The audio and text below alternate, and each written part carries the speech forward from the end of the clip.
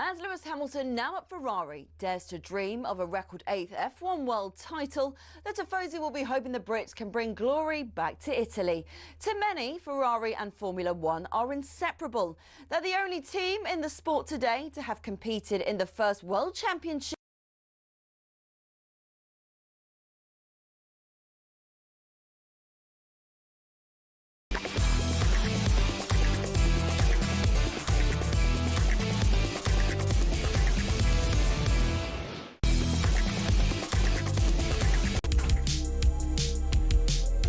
You're listening to Kickoff on TalkSport. Hugh, Woozencroft and the former England striker Dean Ashton are with you for the next 3 hours. We'll discuss England's 5-0 trumping of Serbia. But was it a statement victory for Three Lions boss Thomas Tuchel? And did we see the key to success or doomed for failure? What would success look like? And is it really winning a trophy? Also, we'll ask why more local players aren't representing top clubs in England and Scotland. Has the academy route failed? UEFA are going to vote on allowing European teams to move league games abroad. Is it incumbent on them to block it? And we'll talk boxing, of course. Canelo versus Crawford, a blockbuster fight. Adam Cattrall's been talking to Terence Crawford ahead of it in Vegas. We'll have all of that and much, much more tonight on Kickoff.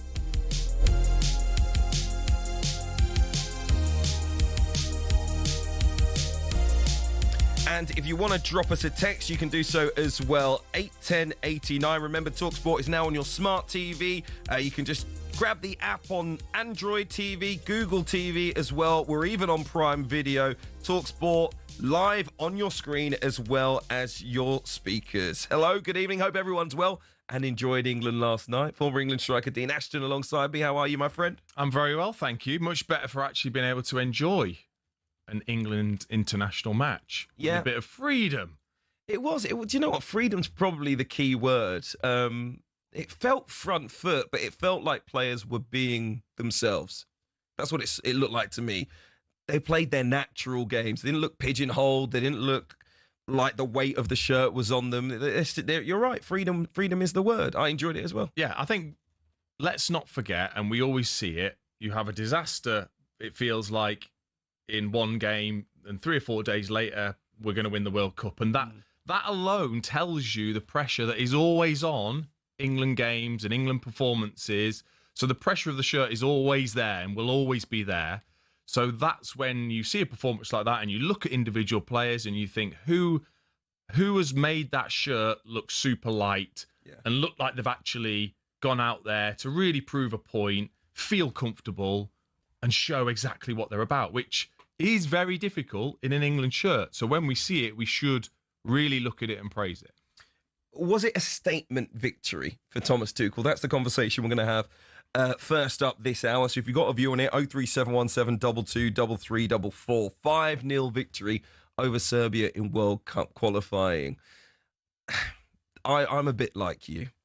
You know, at the weekend, it was a disaster. Now there's some sort of miraculous team that's going to win the World Cup. I don't think we can base where the team's heading on one result. It has to be a consistent level. They've obviously stepped up a level. Now the goal is to stay there and then move to the level up after that. And that's going to be the question for me moving forward. For you, did you see it as a statement victory? Something really big for us to hold on to? What planet are we on if we think that is a statement victory? 5-0. No. But in terms of, was there real positives about the performance? Absolutely. Was Serbia pretty useless? Yes. They really did play into our hands and the way that we play. You know, Harry Kane scores a goal unmarked from a corner against any side. That's just not acceptable from a defensive perspective. But I actually sat and watched the whole game and thoroughly enjoyed the way we approached it, both attacking and defending, the freedom of the players, what we were trying to do when we had the ball. It wasn't laborious. It wasn't slow. It had a real intensity to every part of the play. And that's the thing that bothers me a lot when I watch England sometimes. Feels really slow. Feels like there's not a lot of purpose.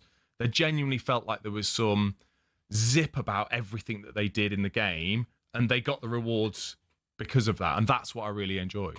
Let's hear from the England boss next up. Thomas Tuchel said he was convinced that the team would get better and better after last night's match. He believes he's been proven to be correct. And it always needs two to tango, but I saw a lot of good behaviors, a lot of invisible work that we put in against Andorra, but of course you get no credit for it. We know that, but it doesn't matter. I saw the behavior, I saw the energy, I saw the details, and I saw the team in matchday -1, I saw them in +1.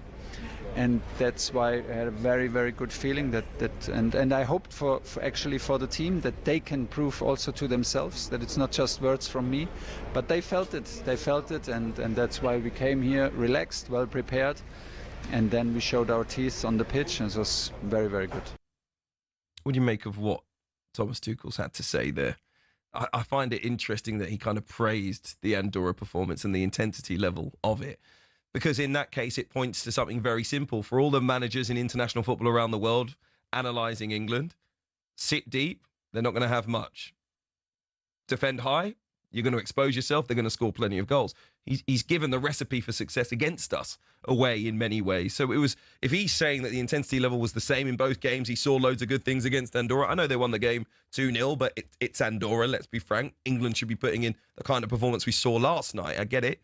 Andorra defended deep. If it's that easy to frustrate England with all the quality players that they've got, again, he needs to find an answer to that against a better side. It'll be interesting to see how the teams that we play in the next two international camps defend against England. Yes, it will. And I think that was a problem under Southgate as well, was when teams defend really deep against us, we can become laborious in the way that we play. And it was the same against Andorra. And the players have to take a bit of responsibility for that. The way you approach the game against nations like Andorra, did the players really look like it was, right, the intensity's got to be absolutely spot on in this game? Or was it is Andorra, and ultimately we know we're better, and it can feel too easy to keep the ball against a side like that? And you can see that without the intent to actually really test them, pull them out of positions. I didn't maybe see that. And he talked about seeing some invisible work that was in that game. Well, yeah, I couldn't see it either. But it changed. Yes, Serbia helped, but there was a different intensity about the play, and that is the key in some of those games. Is we as players, we let it happen because it's too easy for us against those nations to keep the ball and maybe not probe and maybe not try the difficult pass when you absolutely have to against those nations. We as players sometimes let that happen, and that can make it turn into a really, really drab performance. I took something away from the international window, from a lot of the fans that I've been listening to on TalkSport, from the players and the coach as well, to be honest. Widespread media, the way that we've spoken about England over the last week, complacency is the word that I have to use. Heard it so much. Well, we'll get to the World Cup, it'll be fine. People almost saying that once we get there, well, as long as we play well at the tournament. Well, how do you think that happens? It's building towards it. Almost dismissing these matches. Oh, it's Andorra. Yeah, we beat Serbia 5-0. England have to build something. And actually, I think the formation is the thing that we got from this international camp, the 4-1-4-1, which seemed to work okay, to be perfectly honest. We fielded more players in the midfield. It felt like we had more control. But for those of us who aren't involved with the actual what happens on the pitch, we can't be so complacent to think that this team is just going to show up at the World Cup and start and do something that we haven't done for a long, long time, which is beat a nation better than us in a major tournament. You know, people say England got to finals, this, that, and the other. As soon as we come up against a team that we perceive to be better than us, we've lost. That's the truth. For the last 4 or 5 tournaments. So if England actually want to win the World Cup next year, what we need to be seeing in these games is something that makes us think if we take that to play against a big nation, we will have success. Did you see anything in these 2 games that made you think that if England were playing France next week, they would have some joy? No, of course not. 5-0. No, it doesn't. And the FA this is their role. It's the FA's role to give England games that test us to a level. So when you meet those nations again, or that level of nations, you're used to it. You've got the experience of it. How many of these players in the recent squad have got real experience of playing against the top sides in pressurised situations? Not that many, and especially if you're bringing this another group of young, talented players through. Yes, they do play against those nations at youth level, but it's not the same. It's not remotely the same. We've played, since we lost against France and got knocked out of the tournament, we've played 34 international games. We've played 8 against the top 20 nations in the current rankings. 8. And those, obviously, some of those are in tournaments that the FA don't arrange. Yeah. We've won 3. Yeah. 2 of them were against Italy. So how are we going to gain the experience and test ourselves? I know you've got tournaments. I know you've got the Nations League. I know it's a difficult schedule with all the domestic football, but that is the job of the FA. You have to get more games against the better nations to test ourselves against. Otherwise, the same's going to happen. I still have that feeling of, I'm really excited about the way we attack. I really think we can hurt teams, but are we being tested defensively enough that actually when it comes to a tournament, I feel confident that we're going to get through those big games? I don't know, because we're not being tested against it regularly enough for me to make a decision on that. And that worries me. That really worries me, that then when we get to a tournament, we've got this confidence of going through qualification and playing lesser nations and feeling confident going into the tournament, but actually we haven't been tested and we freeze. Yeah, and it happens again and again and again. And that's why I think we can't be complacent about it. You know, all of these international windows, for all the fans that are like, I hate international windows, they don't really matter, we're just going to qualify, it's going to be easy. All of these games are so important. I get it, they're not the level of game that you're talking about. But again, England need to show that they are so far above these games. They're not doing that. They're actually being tested. Okay, Serbia last night wasn't the one, you know, but to make it so difficult against an Andorra, the game that we saw against Senegal, which was a friendly arranged by the FA, but we lost 3-1. You know, England, the 1-0 win against Andorra, it was a win. But again, you know, England are not showing that they are a cut above, despite the fact that they've won most of those games. And that's what we want to see. That's why, for me, I don't think this result moves the marker, despite the fact it was 5-0. There are a lot of factors in that. I don't think Serbia were great last night. I don't think they defended the way that we'll see a lot of teams defend against England. It would be good to see a top nation, or certainly a higher nation, with a low block against them. I would say a more statement performance would be playing a Spain, playing a France, and feeling like the better team. Even if you don't win the game, but feeling like you're watching the team dominate a nation like that in the game. I would gain so much more from that and feel like that's more of a statement than beating Serbia the way that we did and the way that they collapsed. So it's about how, you know, I know it must be difficult, but we've surely got to, and we surely must be able to attract the big nations to come and play England and do that more regularly, or else when are we ever going to really raise that bar for ourselves if then we get in a tournament and we freeze because of it? Let us know what you think about it. 03717 223344. Are we being too harsh on England? Have they actually arrived last night with a 5-0 win over Serbia under Thomas Tuchel? This first big win of his, is it a statement victory? Are we taking England? Is he taking England to another level? Let us know what you thought about last night. We'll talk about some of the big, most impressive performances that we've seen during this England camp as well. You're listening to Kickoff on TalkSport with Ladbrokes. It's 18+, gambleaware.org. We'll ask about what positions are up for grabs in Thomas Tuchel's side as well. You can have your say on 03717 223344.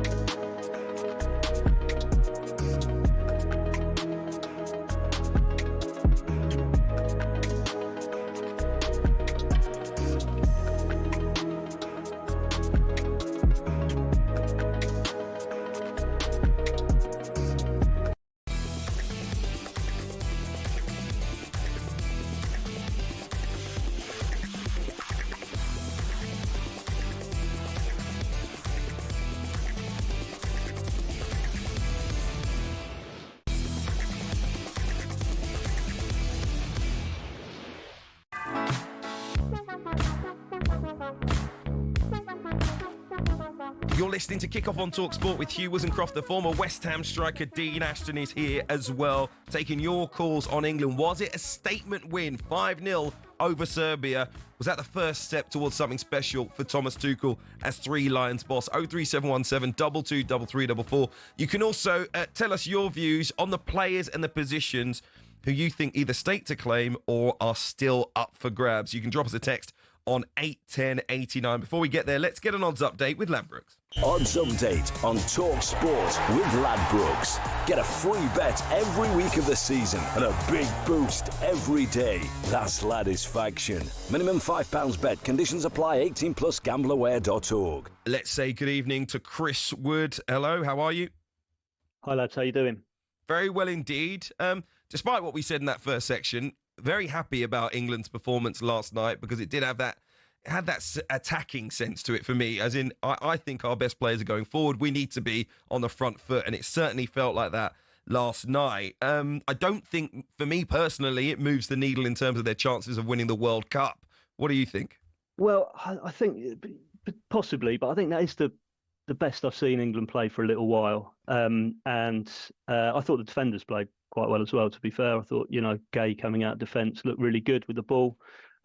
So, yeah, I mean, we've moved them in a little bit after that. We saw a little bit of money this morning, so they're into 13-2 from 7-1. Spain are the big favourites still at 4-1. But I think it's more to do with what the other teams are doing. If you look at France, you mentioned them earlier, but they really struggled against Iceland last night.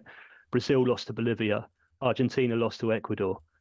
I just don't think international football is that good anymore. We're so used to seeing the Premier League teams week in, week out, like La Liga, And so France are 13-2, Brazil are 15-2, Argentina are 8-1, Portugal 11-1, and Germany I thought were really unimpressive against Northern Ireland as well. They're 12-1.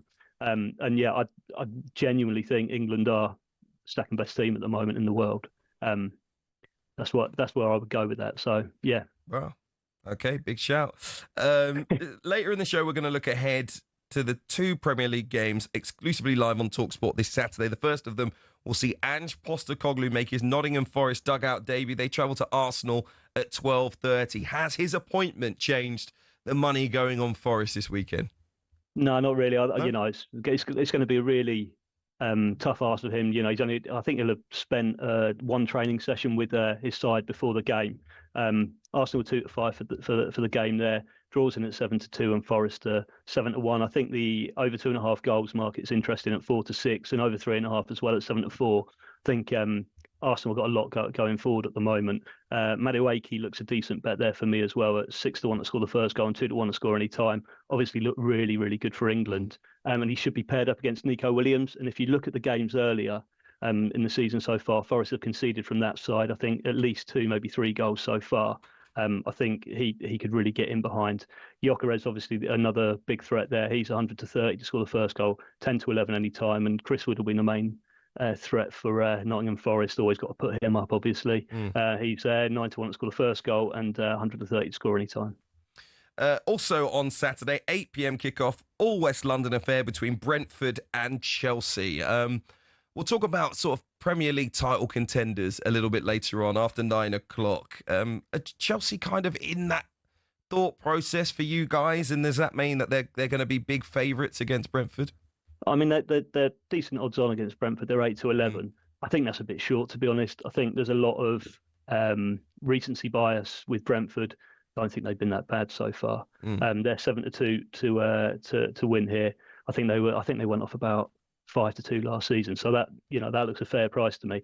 But this is the sort of game that Chelsea have to win if they want to be in the shake-up. And so we'll see how it goes. João Pedro obviously been the main goal threat for them so far. He's 9-2 to score the first goal, 6-4 to score any time. Been really impressed with Esteval from what I've seen as well. He's 15-2 to score the first goal and 13-5 to score any time. But I thought Dango Atara for Brentford's been like a real bright spark since he signed. He's 10-1 to score the first goal, 7-2 to score any time. And Igor Thiago as well, who'll be on penalties for Brentford. He's 15-2 to score the first goal and 13-5 to score any time. But again, there I think the goal line's probably a little bit low. Over 2.5 there is 4-6, and over 3.5 is 17-10. Both teams have quite a lot to offer going forward. Absolutely. Okay, Chris, thank you very much indeed. That was a look at the latest odds with Ladbrokes. It's 18+, gambleaware.org. Odds update on TalkSport with Ladbrokes. Get a free bet every week of the season and a big boost every day. That's Ladisfaction. Minimum £5 bet. Conditions apply. 18 plus gambleaware.org. So, was it a statement victory for Thomas Tuchel's England? 5-0 win over Serbia. Let's get to your calls on 03717 22 33 44. James is a Liverpool fan. Good evening. Good evening, chaps. You okay? Very well indeed. Firstly, on last night, do you feel it was a statement win? Yeah, I mean, you can't win either way if you're England manager, because if you don't go out there and put a good performance and put the score up, you get criticised. And it's only Serbia away, but you can only play the team in front of you. The main point I really wanted to we've got a free friendly in the next round of international play.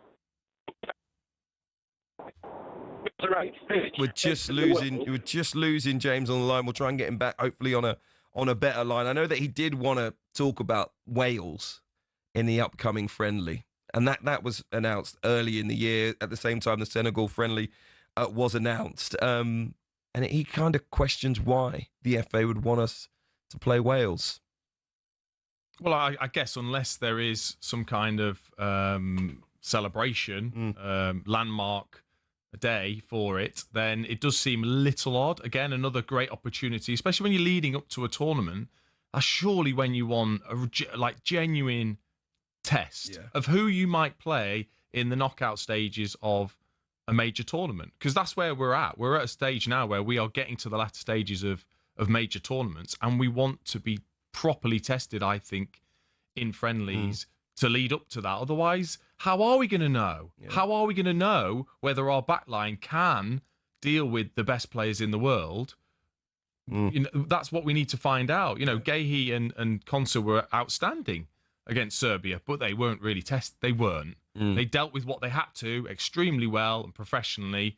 But I want to see them tested. Yeah. I want to see them in those intense moments that are really going to be key for England in tournament football. The only thing I might say on is I think our options are limited in who we can choose because of the way that the groups were done. So some teams have a spare game where they can play a friendly, but others have obviously 2 qualifiers during the next set of games. So we don't know who was free, if you know what I mean, for us to choose from. Obviously Wales were, so we did. But it would be good to see who our other options may have been. Let's go to Ron, Chelsea fan. Good evening. Good evening. Listen to that last caller. I think he's got some good points there. I have trouble watching England in the qualifying games, I'll be honest with you. And it makes me think that Southgate has done a very good job, a better job than most people probably think. But we haven't been tested, and quite honestly, the format with the FA is that Tuchel's got to win the World Cup. Nothing else. He's got to win it. And second place is no good. We've got to win the World Cup. And I think the qualifying games are a little tedious. I expect England to win. I suppose I expect England to win every qualifying game. Mm-hmm. But I used to. I think it may come down to age, because in my youth, I used to watch England from the first second to the 90th minute. But I can't watch these qualifying games all the way through now. Well, maybe that is, like I say, a little bit of complacency. Like, we know England are going to win. So now it's like, well, go out and entertain us. Maybe we are a little bit harsh on England when it comes to watching these games. I'll always watch all the England games religiously because I'm just intrigued by how England are going to approach games, which players are standing out. I always feel like there is something to interest me when England are playing. I get it. Sometimes the football isn't the key thing that I'm watching and being entertained by. Some people are there strictly to be entertained by the football. Some say we just have to win games. That might be the bigger thing. But I think it hit the point now with qualifiers for every major competition where England have been so consistent with it that actually we do need to see something more than just 3 points. I think so. But also I think we probably get carried away a little bit by watching how great our English players are in the Premier League and in the Champions League, and getting far in European football and seeing some of our top players be the stars in those games. I think then we feel like we have to see that when they're playing for England, and a lot of the time we don't, and we all find it difficult to understand why. Well, there's the pressure, of course, of playing for England and what that does to players of the absolute elite level, and has done over over the years, or whether it is that motivation of who they're playing when they're used to playing such massive games week in, week out with such intensity, to then go and play an Andorra, for example, where the tempo is a lot slower. You're significantly better. It feels easy. We're expecting to see the talent that we clearly have got in depth now. We have got serious talent in depth within the England setup, and we're doing very well at youth level and winning tournaments at youth level. That has to translate to the senior side. It has to. And that's why we've got the pressure now, because of what Southgate has done. We haven't lost a World Cup qualifier since 2009. You know, we are incredible at qualifying, but we want to see the best of our players. And I hear it all the time. Want to see the shackles off. Want to see the freedom of the players, because we don't see it that often. Last night was a case where we did see it. Yeah, exactly. We're going to talk about which players stood out as well and which positions are up for grabs. If you've got a view on it, 03717 22 3344. We'll also pick our best 11s if everyone's fit for next summer's World Cup.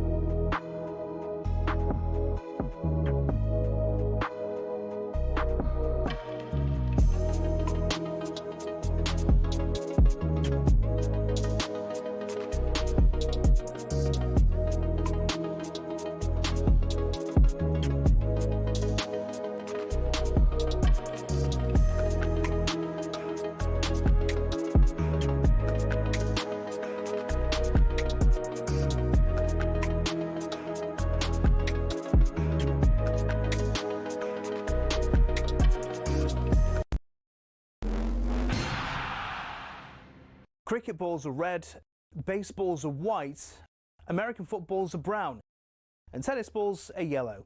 We don't even think about it really, but the story behind the tennis ball is actually quite interesting and even involves Sir David Attenborough. I know, here's the tale. Tennis has its roots in 12th century France, when people used to make balls from all sorts. Cork, wool, chalk, animal fur and even human hair. Uniformity was found centuries later when people started making balls out of something called vulcanized rubber, invented in the US. But the balls kept on breaking, So a British lawyer, who also loved tennis, suggested they put a flannel covering on the outside, and thus the tennis ball as we know it was born. One problem, it was either white or black. And when the controller of BBC Two, Sir David Attenborough, decided Wimbledon would be shown in colour on the BBC in 1967, no one could actually see the balls on telly. So the International Tennis Federation went away and created a new colour called Optic Yellow, which would show up without the need for a 4K LED display. Not that anyone had that in the 1960s, of course. Since then, all tennis balls have been covered in that material and have their trademark colour for that exact reason. Amateur tennis players and dogs worldwide are forever grateful. You could say the ITF aced it.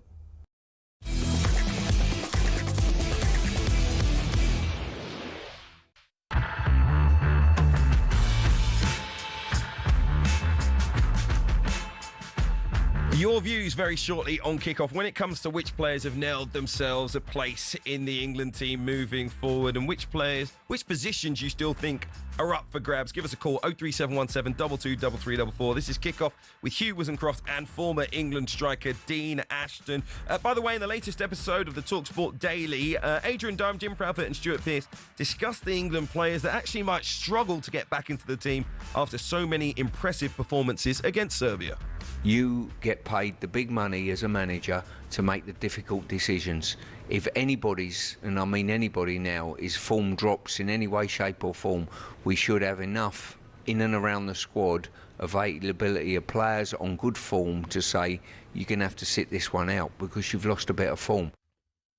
And if you want to hear Stuart, Adrian and Jim's full chat on what they made of England's impressive performance against Serbia, the latest episode of the TalkSport Daily podcast is available on all the usual podcast platforms as well as the TalkSport app. Let's get back to our conversation on that specific point, Dean, of which positions and players for next summer's World Cup are still up for grabs. Now, the easiest way, I think, for us to do it is to choose our best 11s for England, all players being fit. I think we'll get a decent conversation out of it as well, and we'll I'm sure we'll have some callers with their own views very shortly as well. I've got my ideas. Let's start with yours. All players fit. Who would you go for? So Pickford obviously has got the shirt. So I should start by saying, in fact, that I think automatic starters, definitely Pickford, Gahey, Rice, Saka and Kane, definitely starters for England. And I might add John Stones into that if he's fully fit. Definite starters for England. Yeah. Have you got those? They're all in my side. Okay. All right. So outside of that, which positions do you feel are up for grabs? I guess the left-back position is, because Lewis Skelly is so young. But again, in that position, we've got a lot of players that haven't got the experience, that are all pretty new to it. So who is gonna grab that? I think the left-hand side of the attack as well is very, very much up for grabs.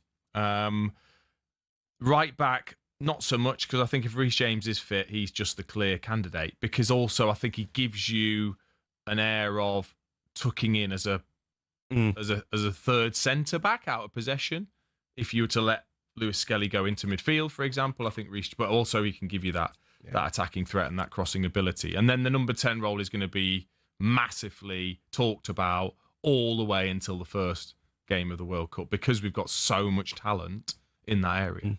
Who would you go for? Well, I'm going with Bellingham, because ultimately you need players, in my mind, in those biggest of moments that you think, I can rely on him. And I think he can handle the pressure the most out of anyone. I think he can. I think he's already shown that, because he was really poor at times in the last tournament. Yet, in the biggest of moments, he can what he produced, the overhead kick goal alone, tells me everything about what he is, what he can do, and what he can bring. The only issue is, can he play the role in the way that I think we really need him to? Yeah. And that's why I'd pick Cole Palmer for England's number 10.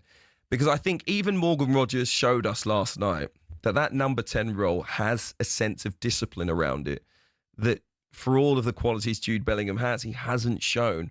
He can do everything, Jude Bellingham, and he tries to do everything. And no one has yet put the discipline into his game to say that if you are going to play as the number 10 role, actually what we need you to do is conduct the attack, and we need you to do that as kind of a central attacking pivot. That's the position. We see him pop up in the left-back area, right-back area, making tackles in the penalty box. He's on down the left wing, down the right wing. He can do everything.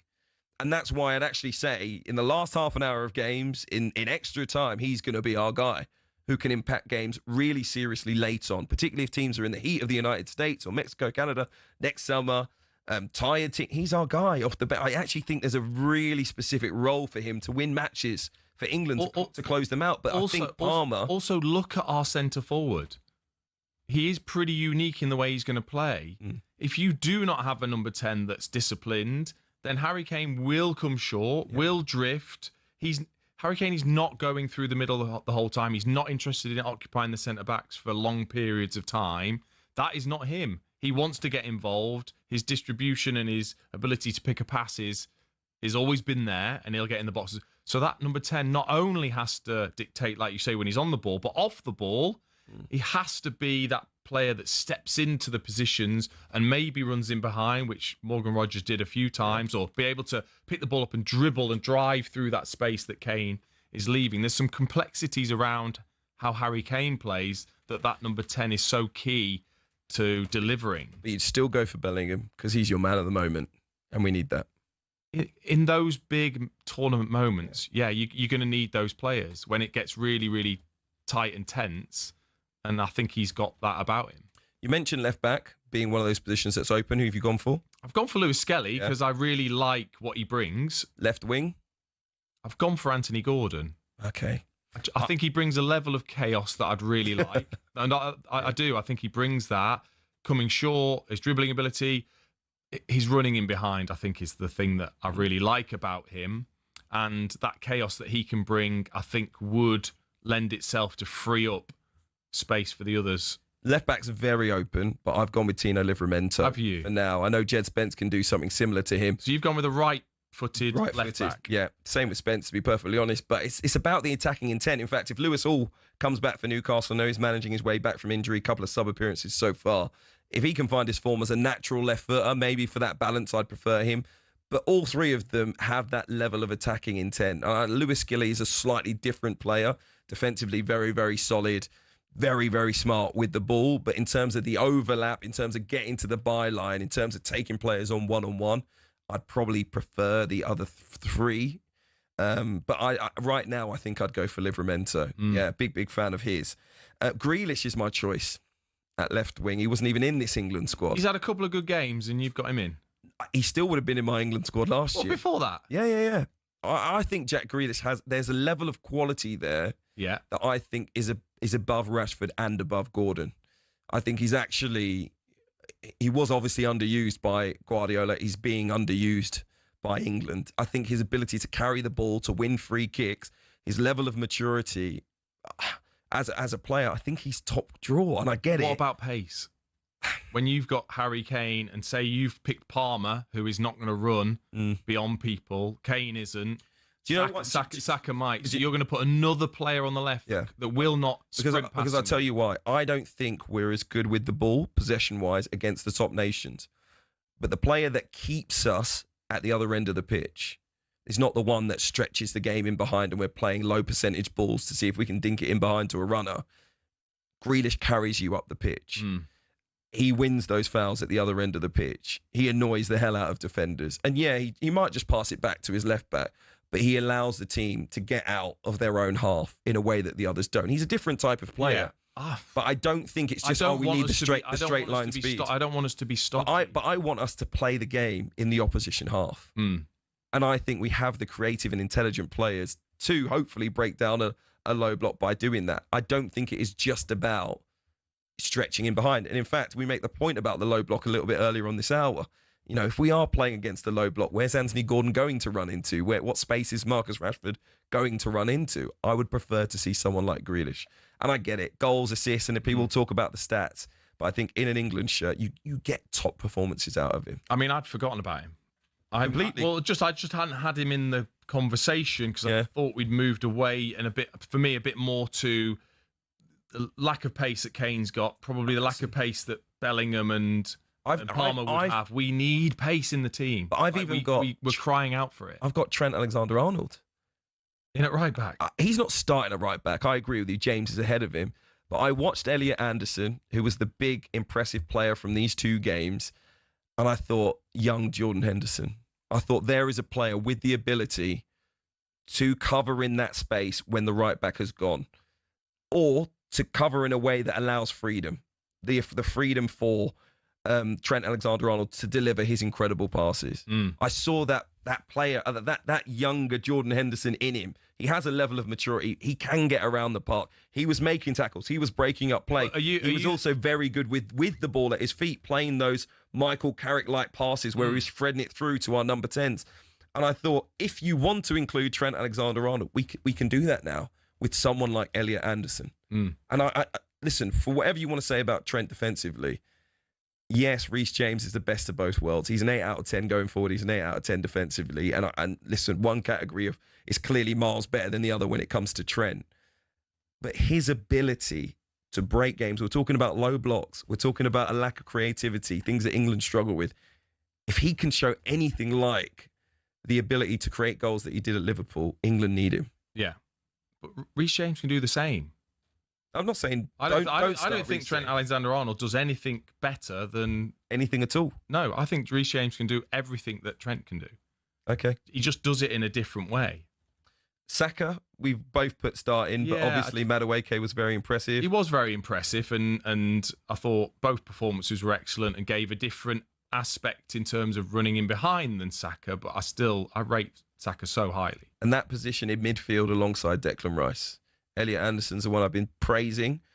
We want to see Adam Wharton at some stage, don't we, in that role? But at the moment, for me, Anderson has to start the next 2 games because he 2 man-of-the-match performances and was so impressive. I think so, and they were so impressive considering the level of pressure that you have when you play for England. That's what impressed me the most, that he was able to have the confidence to go and get the ball, to play a pass that is more difficult, not just pick the easy pass. The amount of times I saw him kind of shift it, little outside of the right foot round the corner into the centre forward or the wide player. Those things are so important, and to have the confidence to do that in the way that he did impressed me a lot. His show to lose. Yes, definitely. But when have we ever had an England team where it's picked on form?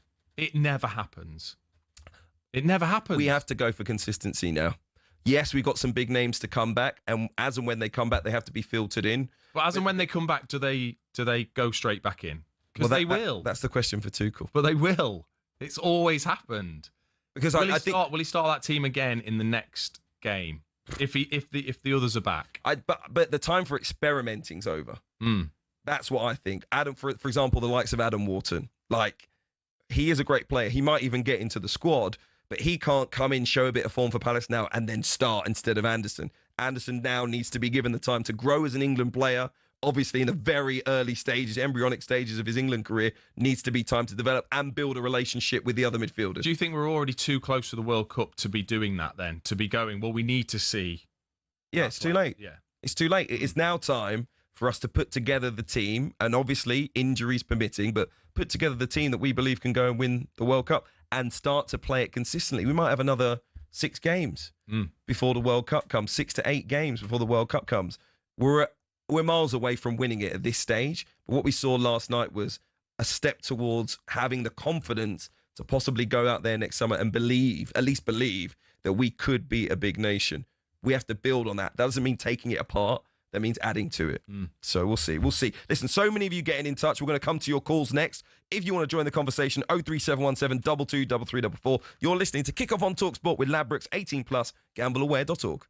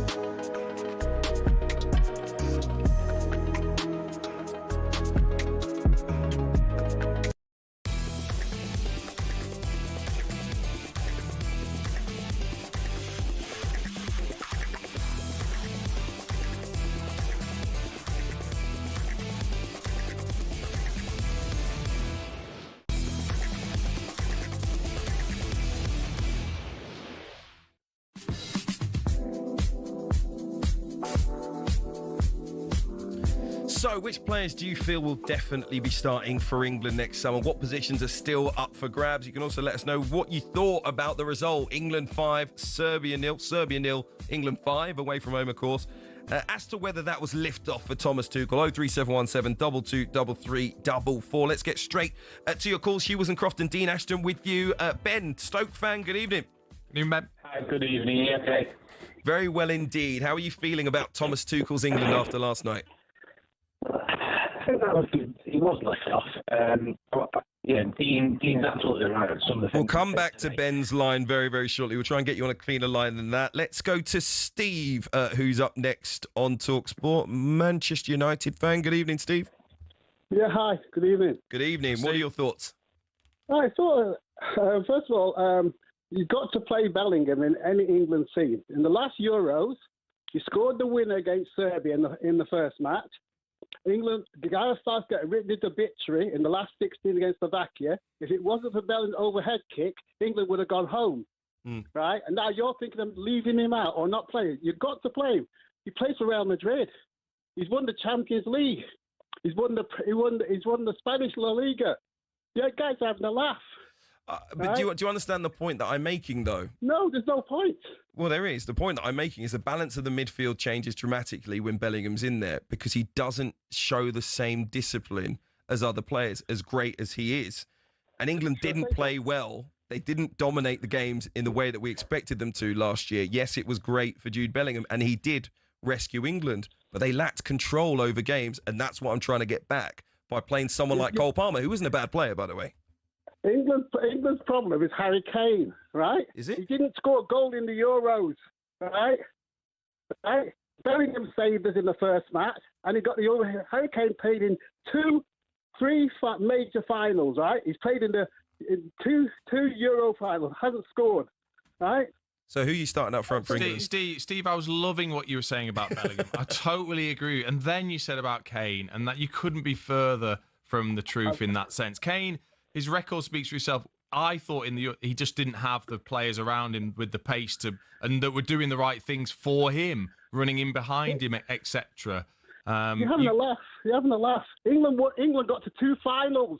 Who should have played instead of Kane? The goal is to win a final. Give me a second. He played 120 minutes in the first European final. How many goals did he score? 0. Right? He played a Champions League final. How many goals did he score? 0. Right? He played another Euro final last week, and he looked like he was carrying a sack of coal on his back. Right? He played 2 goals against Andorra. He's supposed to be the best striker in the world. He scored two games against Andorra. How many goals did he score against Andorra? Did England play well, do you think? It doesn't matter. He's our top-class centre striker. If you had Mbappe against Andorra, he'd have scored a hat-trick in every match. Mbappe has played 2 World Cup finals, right? Mm-hmm. He scored 4 goals. 4 goals. He's won the World Cup. He won the youngest player in the 2018 World Cup in Russia. He won the World Cup for France on his own. We haven't got an Mbappe, Steve. No, we haven't. We've got Bellingham. Bellingham is as good as Mbappe. They're playing the same team. Come on. They're not. Mbappe is an absolute superstar of a player that will go. So is Bellingham. He's not. I love it, Steve. Thank you very much for your call, getting us started. Passionate as well. Let's see if we can go back to a cleaner line. Ben, our Stoke fan, good evening. Hey, that's a lot better. Thank you very much. Give us your points. Oh, wow. First of all, I've changed my points because of the last call. Harry Kane, the worst England striker ever. He's just got the best record of anybody ever, and up there with Ronaldo. But anyway, let's forget about these stats and goals he scored for us, because he hasn't scored in a final, which most people haven't ever done in their lives. So Dean made loads of good points earlier.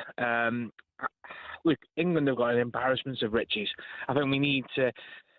Southgate used to mention it. I think a lot of people have mentioned it. We've got to back off a little bit. We've got that many players that are good. We're in a golden era, a lot better than the old golden era in many ways, because we've got extra positions, we've got depth, we've got everything. In fact, great that Anderson's come in. It could be anybody though. There's probably 3 or 4 positions and the players that could come in and do that, what he's done. Fantastic, and I hope he has the best season ever for Forest, and he goes on to be, him and Rice go on to be like the best pair ever. But to even make the suggestion that you're going to leave Palmer, Saka, who's been incredible for England, out on the basis of 2 performances, you've got to remember the other night it was the world's end. We've only won 2-0. And by the way, only won 2-0. And I heard suggestions that Germany will be this. Germany have really struggled in the last 2 games. You know, Spain and France are probably, ahead of us. Other than that, there's nobody England will get to unless there's an absolute disaster, quarter, semi-final minimum. England will be, by the time we kick off, one of the favourites to win it, and rightly so, because we've done an absolutely fantastic job in this country over the last 10, 15 years of St George's Park. Don't forget, under-21s, they've won the last 2. Under-19s, we need to give. We need to translate that to winning the big one, though. The big show next summer is of course the World Cup, and England haven't got over the line in the Euros in 2 finals. So the idea they're going to go and beat the best in the world at the moment is the reason why this is the conversation that we're having. We're not saying that this, how do we make it a good team? We're saying how do we make this the best team in the world? That's all. That's the argument. That's the conversation. Let's squeeze in one more call. Who've we got? Michael is a Spurs fan. Good evening, Michael. Hi, Michael. Good evening. Can we win the World Cup next summer, in your view? It's possible if you visualise it. What do we want to achieve now? When do we want to achieve it? And how are we going to do it? Each team has to be slightly different from the other because every game's different, like a game of snooker. You've got to have the right players for each team to play against the right players in the world. Jude Bellingham is a great player with Harry Kane. If you look at the stats on that one, they're a great partnership. And then you've got Phil Foden, another little player, unknown quantity there, great player. But if you visualise it really and think, OK, if we've got a squad A, B and C and the juniors coming through, you've got a massive peak of quality players there. So they can easily take from B to A, C to B and move up the ladder. And each game has to be slightly different and played differently. You can't expect every game to be the same. It's impossible. No, I agree with you on that. We've got great depth. We will bring a strong squad, but our starting 11 will have to get the job done, particularly when it comes to the latter stages of that tournament. And I don't know if chopping and changing is going to be the way for England to make it happen. I liked it. It was philosophical. You got to visualise it. Of course. I can see Harry lifting the trophy now. I can see it. Yeah, you're right. I've changed my views completely. Listen, I think it will be, and listen, loads of you calling in. We'll try maybe to come back to those a little bit later on. Appreciate those of you that have got in touch. Just got a break for the news. For me now, it's about consistency. It's about performing at this level again and again. So it's going to be really intriguing to see. You haven't got that long to wait. Same time next month. We want to sit. We want to sit before the first game of the World Cup, knowing what the team's going to be. Yeah, that's what I think we need. Yeah, we shall see. We'll come back to England. We'll maybe touch on it a little bit later on because I know lots of you were getting in touch. But thank you so much to those of you that have called so far. We're going to take a little break from the football next. We're going to take a look at a massive fight this weekend in Las Vegas and discuss some pretty strong comments from Anthony Joshua and who else? Tyson Fury.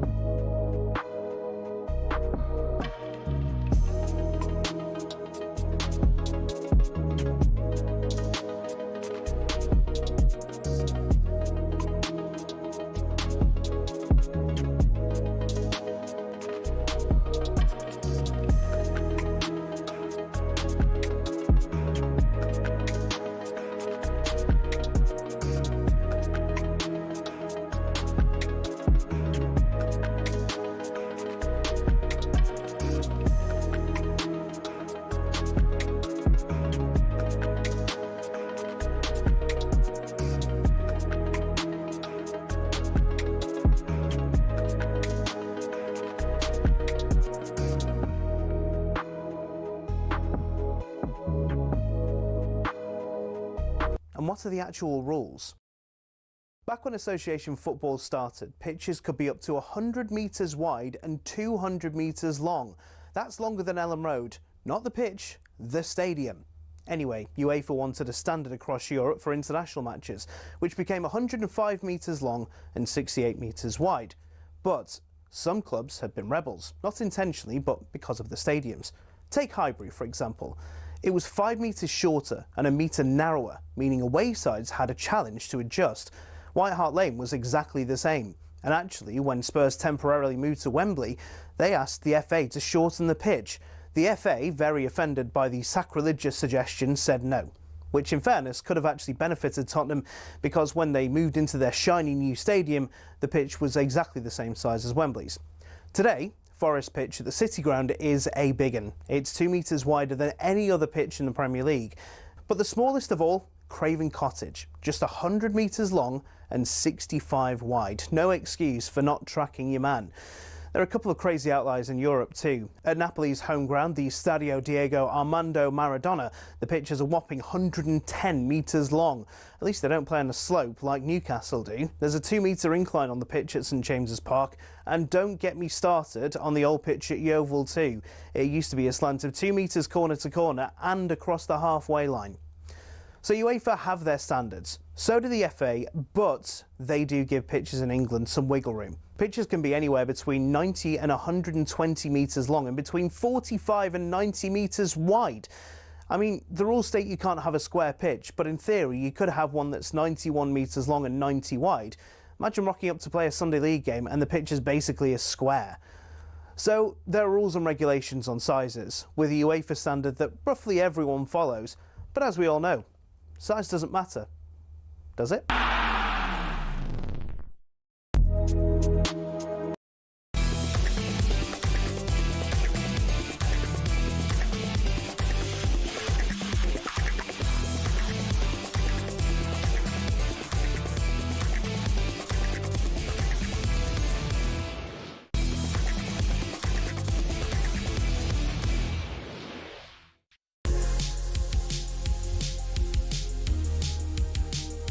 You're listening to Kickoff on TalkSport. I'm Hugh Woozencroft alongside the former West Ham, Norwich and England striker Dean Ashton. This hour, is Ange Postecoglou the right fit for Nottingham Forest? Are we right to say that he's changed his front foot attacking ways? And will his personality fit with his owner, Evangelos Marinakis? 03717 223344. We'll be talking boxing as well. Sal Canelo Alvarez taking on Terence Bud Crawford, a mega fight in Vegas, which should be seen and heard by every sports fan across the world.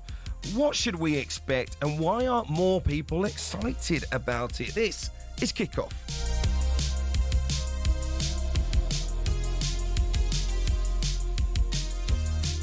You can get your calls in on Nottingham Forest straight away if you like. 03717 223344. We'll come to that just after 15:15. But we are going to talk boxing to start this hour. This Saturday, Canelo Alvarez and Terence Crawford are going to battle it out to become the undisputed super middleweight champion of the world. Our team out in Vegas is going to keep you updated from a busy fight week. We'll have daily updates, interviews, and exclusive content as well. So keep right across Alvarez versus Crawford on TalkSport, but also on the TalkSport Boxing YouTube channel, of course, across our social media networks as well. To discuss it all, joining us now is Adam Cattrall, TalkSport's boxing presenter and pundit. Good evening. Joining us from Vegas, no less. How are you?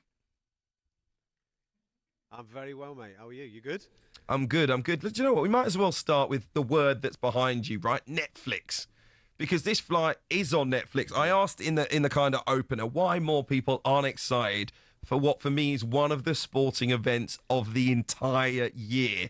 It's almost a fight that shouldn't be happening, but it's two of the best in the game going head to head. Obviously, one having to move up a couple of weight classes. It's on Netflix. Everyone that has it should surely be watching this on Sunday morning. Hopefully there will be, mate. Like you said, there's a potential audience there of about 300 million people tuning into this, so hopefully it's going to be the most watched fight, not just of the year, but of recent generations. The problem has been over the last few years is, I mean, we can only talk mainly about what's happening in the UK, but it's kind of being mirrored over in the States. In the UK, we don't have boxing anymore on Sky Sports. We don't have boxing on TNT Sports.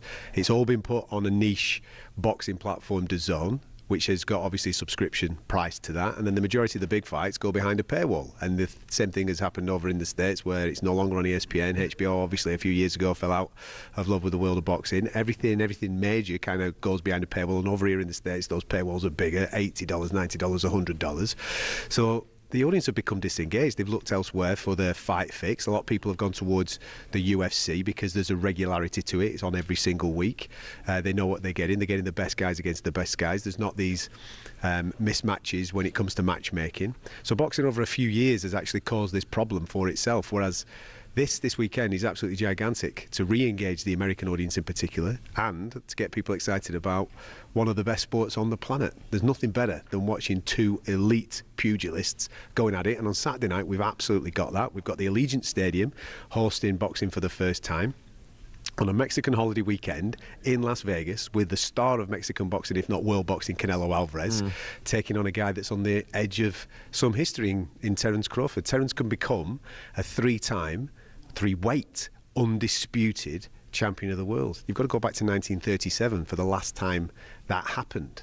So history's on the side of the fight, and the platform of Netflix is hopefully going to throw this down the throat of everybody, mate, and they're all going to fall in love with the sport that I love, because hopefully it works. Another word on that, two words on that board behind you, though, a Riyadh season. You mentioned, of course, where people have been watching fights. But the location they've been taking place has been in Saudi Arabia. We've become very familiar with that for the biggest fights. This fight taking place in Las Vegas, still part of Riyadh season, but why do you think it is, or is it significant that it's taking place in Vegas for fight fans? Well, it's the fight capital of the world. Traditionally, it's the fight capital of the world, Las Vegas. There's nothing like it. When there's a big fight in town, I was lucky enough to do 2 fights here in Vegas as part of the Wilder Fury trilogy, and it was absolutely magnificent to be doing the heavyweight championship of the world. But in recent times, those heavyweight championship fights have taken place in Riyadh. We've had a couple obviously on British soil, but all funded by Turkey Al Sheikh and PIF and the Saudi Arabian government. This is a little bit different. This is a Riyadh season sponsored event, but it's a Ring magazine promotion, and Ring, obviously owned now by Turkey Al Sheikh, have teamed up with TKO. Now TKO, the main protagonists in that are the WWE and UFC. Everybody knows Dana White, and Dana White is the lead promoter on this event at the weekend. So it is a little bit of a paradigm shift in the world of boxing. We are moving in a different time right now. And like I said a moment or two ago, Hugh, hopefully this re-engages the American audience and really kickstarts something special over here, because there's nothing like Madison Square Garden in New York or the T-Mobile Arena. And this weekend we're lucky enough to go to the Allegiant Stadium here in Las Vegas. No matter who piles the money in and tries to claim that they are the fight capital of the world, the traditional fight capitals of the world are going to be those 2 states. New York was original, and then Las Vegas took over it in the 80s and the 90s. For me, it's always going to be Las Vegas, and the big fights should absolutely be happening here. Okay, all right, let's hear from Terence Bud Crawford. Adam, you've been speaking to him ahead of this weekend's fight. He discussed the opportunity of fighting one of the all-time greats in Canelo Alvarez. Oh, man, this is the biggest opportunity of my career, and this is the opportunity to become, the first 3-weight world champion, undisputed. It don't get no bigger than that, especially fighting a guy like Canelo, who's, been undefeated in this weight class, who's, railroaded everybody that stepped in front of him in this weight class. So this is a massive fight. It's the biggest fight in boxing, and I'm looking forward to it. Adam, you spoke to him there, Terence Crawford. What kind of mood and mentality is he in, was he in, as you spoke to him? We'll get more of that interview, by the way, on the TalkSport Boxing YouTube channel. But what is his frame of mind ahead of a fight that's being dubbed the fight of the century? He's a bad man, isn't he? You can just see when I just don't know why he's not more famous. As I'm sat alongside him, man. Well, it's because he's not mouthy. You know what I mean? We're living in this time, Hugh, where people talk the talk without having the skills to necessarily back up what they're doing, and they get the opportunity because they've created this viral content that's sitting on these platforms and resonated with certain demographics of fan. However, the hardcore fight fan knows exactly what Terence Crawford is. This kid has got some, I say kid, he's 37 years of age now, but he's got some sensational skills.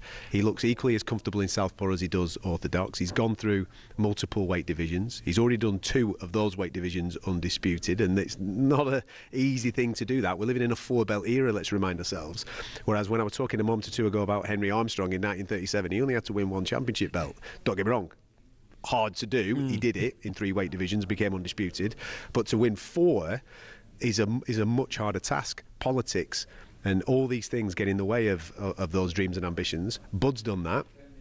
And he's got the opportunity to do it again at the weekend. I honestly believe that this particular fight could be the moment where the world wakes up to the talent of Terence Crawford, if he is to be successful, because he's fighting the premier face of boxing in Canelo Alvarez, and he's doing it on the platform of Netflix, where I hope over 100 million people do get to see it. But what you're not going to see off the back of it is him changing his personality and becoming a mouthy so-and-so, because that's just not who he is. He's a very humble guy. He's a father of 7 kids. He lives up on a farm up in Omaha, Nebraska. He's never moved out of his home city. He's a very humble guy that just is very good at the sweet science, and I hope that comes to the fore on Saturday evening. Adam, obviously there's going to be mind-boggling boxing skills on show, but just for someone like myself that obviously loves my boxing but doesn't maybe understand some of the intricacies of it, that putting on the weight, the bulk that obviously Crawford's had to and done it very successfully, how does that actually change a boxer in terms of his skill set, or does it? Well, listen, being an absolute unit yourself, Dino, you'll know full well, mate, the more muscle that you've got, pal, the old lactic acid does start to kick in a little bit quicker, doesn't it? You know, and that is going to be a key thing. Come Saturday night, people are talking about the weight jump. We're talking, Terence has been champion at 135 right through to 147 pounds. 154 pounds, because he unified obviously last time out at 154, but his natural weight's in and around 140, 147, and he has had to bulk up, and now he's fighting at 168 against Canelo this weekend, who's been at this weight division for some period of time. In those lighter weight divisions, he has relied on his speed. He has relied on fantastic footwork. I don't think those things are going to go away. It's just going to be interesting to see whether the power that he's had in the lower weight divisions does transcend up. It's all right putting the muscle on, but can that power, that natural God-given power that he's got, does it move up to 168 pounds? Last time out against Madrimov, when he fought at 154, that's the first time in about 10 fights that Terence Crawford didn't stop his opponent. He went the distance for the first time in a long time there. So that kind of insinuates that maybe that move up in weight, the power isn't necessarily going with him. Now it's a double jump. He's up to 168, and he's up against the guy in Canelo that has never been dropped.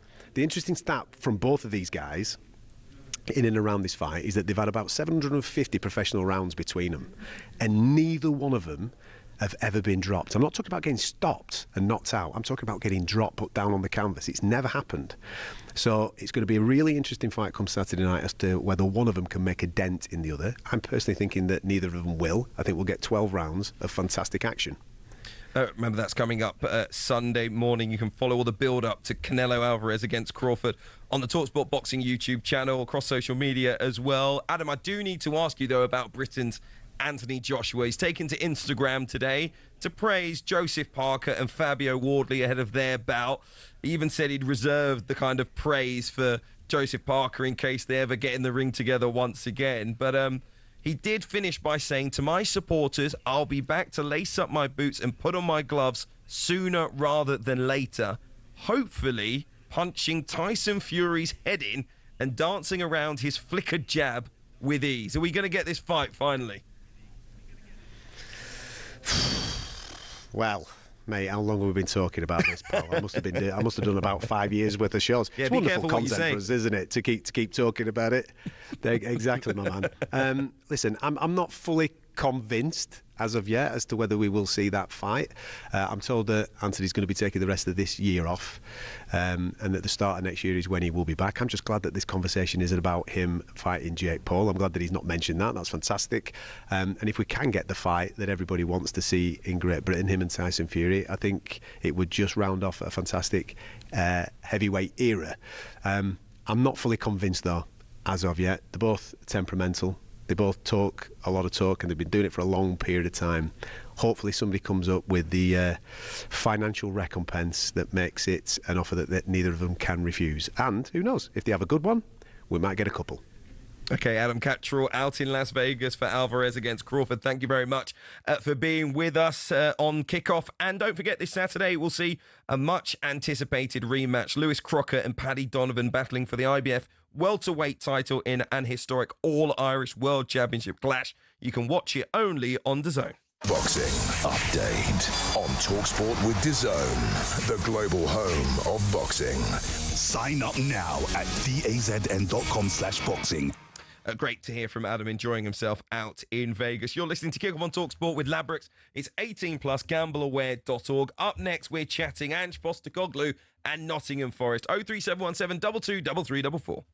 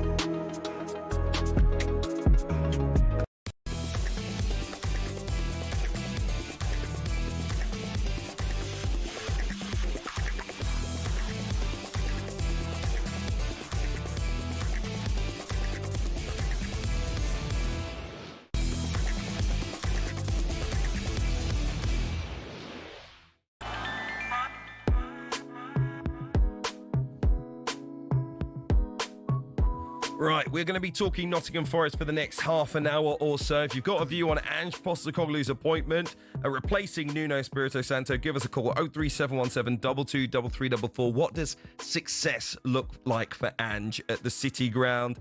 Remember, Nuno dismissed officially at 12:15am on Tuesday after 21 months in charge, just 3 games into the season, and Postecoglou returning to management 3 months after he was sacked by Spurs following their terrible Premier League season, finishing 17th.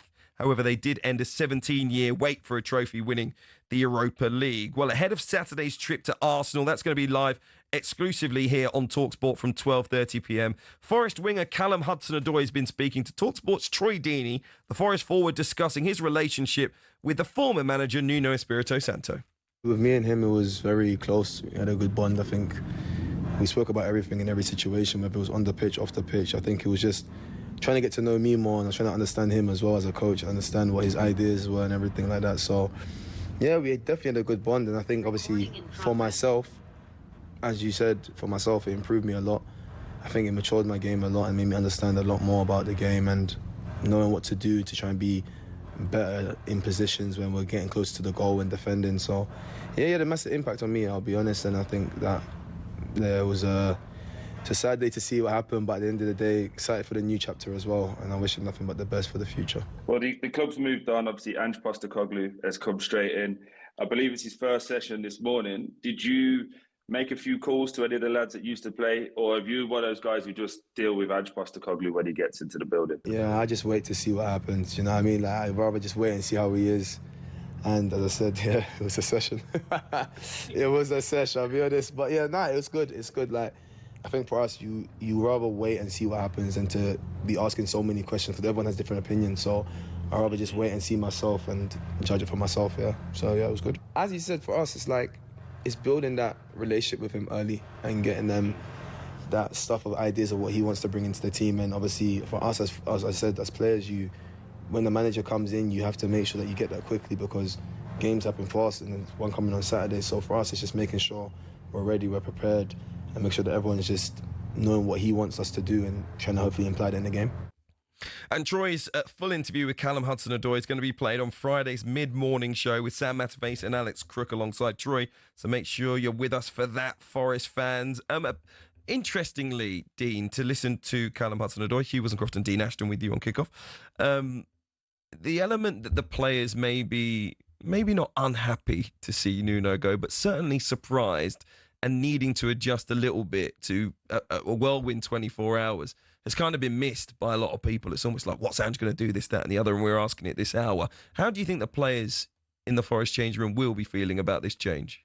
Well, I think it was pretty clear to see that there was a fantastic kind of bond between the squad and the manager and what they'd built over the last season. That was so obvious to see. So clearly that's going to be a hit to some of the players because of what they'd built. And ultimately, as players, until you meet the manager, you go off what you've seen in interviews, in the way the team's played, in results from his previous team. You will look at all of that and already form your own opinion. We do that naturally anyway, with most people we meet. And so that's what they'll be talking about within the dressing room. What's it going to be like? Are we going to play a high line, for example? That is what you're going to start talking about. And what about him in that interview? How prickly was he and that? How come he kept coming out and swinging after poor performance, etc., etc.? What's he going to be like with us? But he's then probably very different in the dressing room with the players. So you obviously then will be on your absolute best behaviour as a player because you want to start, you want to play. It's a fresh start for everybody, especially those players that maybe weren't in favour with the previous manager. Yeah. So you've got a split in the camp in terms of, am I going to lose my place? Am I going to gain my place? That's the unique dynamics of a manager change. I think there's been a lot of assumptions made over the situation that I've been hearing over the last 48 hours. Firstly, there's an assumption that Ange Postecoglou changed tactically at the end of his time at Spurs, which I don't think is exactly right. He clearly did change in the Europa League, in a tournament that Spurs needed to win. I imagine, felt that his time at Spurs could possibly come to an end if he didn't win that game. Ultimately, it did, but I think the only way he was going to keep it was winning the Europa League final. All of the emphasis was on that competition, and he went more defensive. Against Eintracht Frankfurt, Bodo Glimt, and a terrible Manchester United in the final, I don't think even Spurs fans would say they played particularly well, even though they won the final. In terms of the end of the Premier League season, he didn't change. They won one of their last 13 games in the Premier League last season. They lost 10 of those 13. The only team they beat was bottom side Southampton, who got 12 points last year. It's not like he changed throughout the end of that campaign. It was only specifically in the Europa League, and it was only aimed at getting over the line. All these people that are like, well, maybe he's learned and maybe he's going to change this and he's going to change that. Obviously, it's possible. But the idea that we saw that last year, I don't agree with. I don't think we saw a different Ange. We just saw a guy who was desperate to win one competition, whose team was stronger than Frankfurt's on paper and ultimately in the games. Same against Bodo Glimt, obviously, and probably against Man United, who were absolutely dreadful in that final. I don't think he's going to be particularly different. But the other thing to go with that is, I think people have been harsh on Forest by making out that they're this kind of team that just sits, parks the bus, 11 players behind the ball, and how on earth are they going to adjust to playing? They've got some very good players at Nottingham Forest who might relish playing a more expansive style of football. I do think people have kind of jumped to conclusions on Forest and also on Ange. It may well be a match made in heaven for some of those players as well. Yeah, I think just to contrast that, because I backed Ange for a long time, a long period, because I always said, give him his best players fit and that 11, and he will be successful in getting results. And he even said it himself. He said he prioritised the Europa League and used his best players and then wrapped the others in cotton wool for the Premier League games, your Van der Vens, Romero's, and the like, because he understood he needed to back up his statement of winning something. And I like the fact that he almost swallowed his pride a bit in terms of going away from clearly how he sees his team playing to just go, actually, this is what I'm going to do to win something. And I do admire that. But it's not conducive to the Premier League. No, it's not. He's not going to get Forest. What also I think is really interesting just with Nottingham Forest is, and I was looking at the way they played at the start of this season and how, whether there's any correlation or anything was in the background before this, because Nottingham Forest were at times the lowest average possession in the Premier League last season. The lowest, bottom 20th. They finished 18th in terms of average possession. This season, they're 5th. Who was 5th in the previous season? Spurs. It's almost as if they've almost evolved very quickly, knowing he's coming in. And the technical players that have suddenly come in, Douglas Luiz, McAtee, different type of players than they've had previously. It's like Marinakis has just got this brainchild of a football club that he's just going, this is the formula, this is what I'm doing, this is the next step, and this is my opportunity right now to gate crash it all. There is something else that I think has been a slight assumption with Forest, bringing in Ange, and that's that they're going to get better. There's been a lot of talk around them possibly winning a trophy. They might. They might, but I don't think we can assume that is a level of success that we can measure Ange Postecoglou by. It wasn't too long ago Nottingham Forest were in the Championship. Yeah, they've got into Europe, but remember, we're all seeing it as one of the most incredible seasons, and Nuno should win Manager of the Year. Yeah. That means we all thought that this is a team that probably shouldn't have been at that point in the table, right? We all knew that they were punching above their weight, and that's what made it such a special campaign. Now it's like, well, we got to go and win trophies the next stage, as if they've been pushing at the door. That's what he believes for years and years. And I don't mind the ambition. But if Ange doesn't do that, I don't think we're going to be like he failed as Forest boss. His job is still ultimately to have this team as a respectable and consistent Premier League side. But there are other teams that have been in the Premier League. I don't think that's what he's been brought in for. I think there's too much ambition from the owner that this is his chance to gate crash. That's when it implodes. That's when it implodes for me. Like, Nottingham Forest is a big club with a fantastic history. Love watching football there. Everyone should do it. It's absolutely brilliant. Fans are incredible. And I want them to stay in the Premier League, that's for sure. They should be in the Premier League. But they do need to build the consistency still of staying in the division year on year. Things can tail off very, very quickly. West Ham United finished 7th, just like Forest did last year.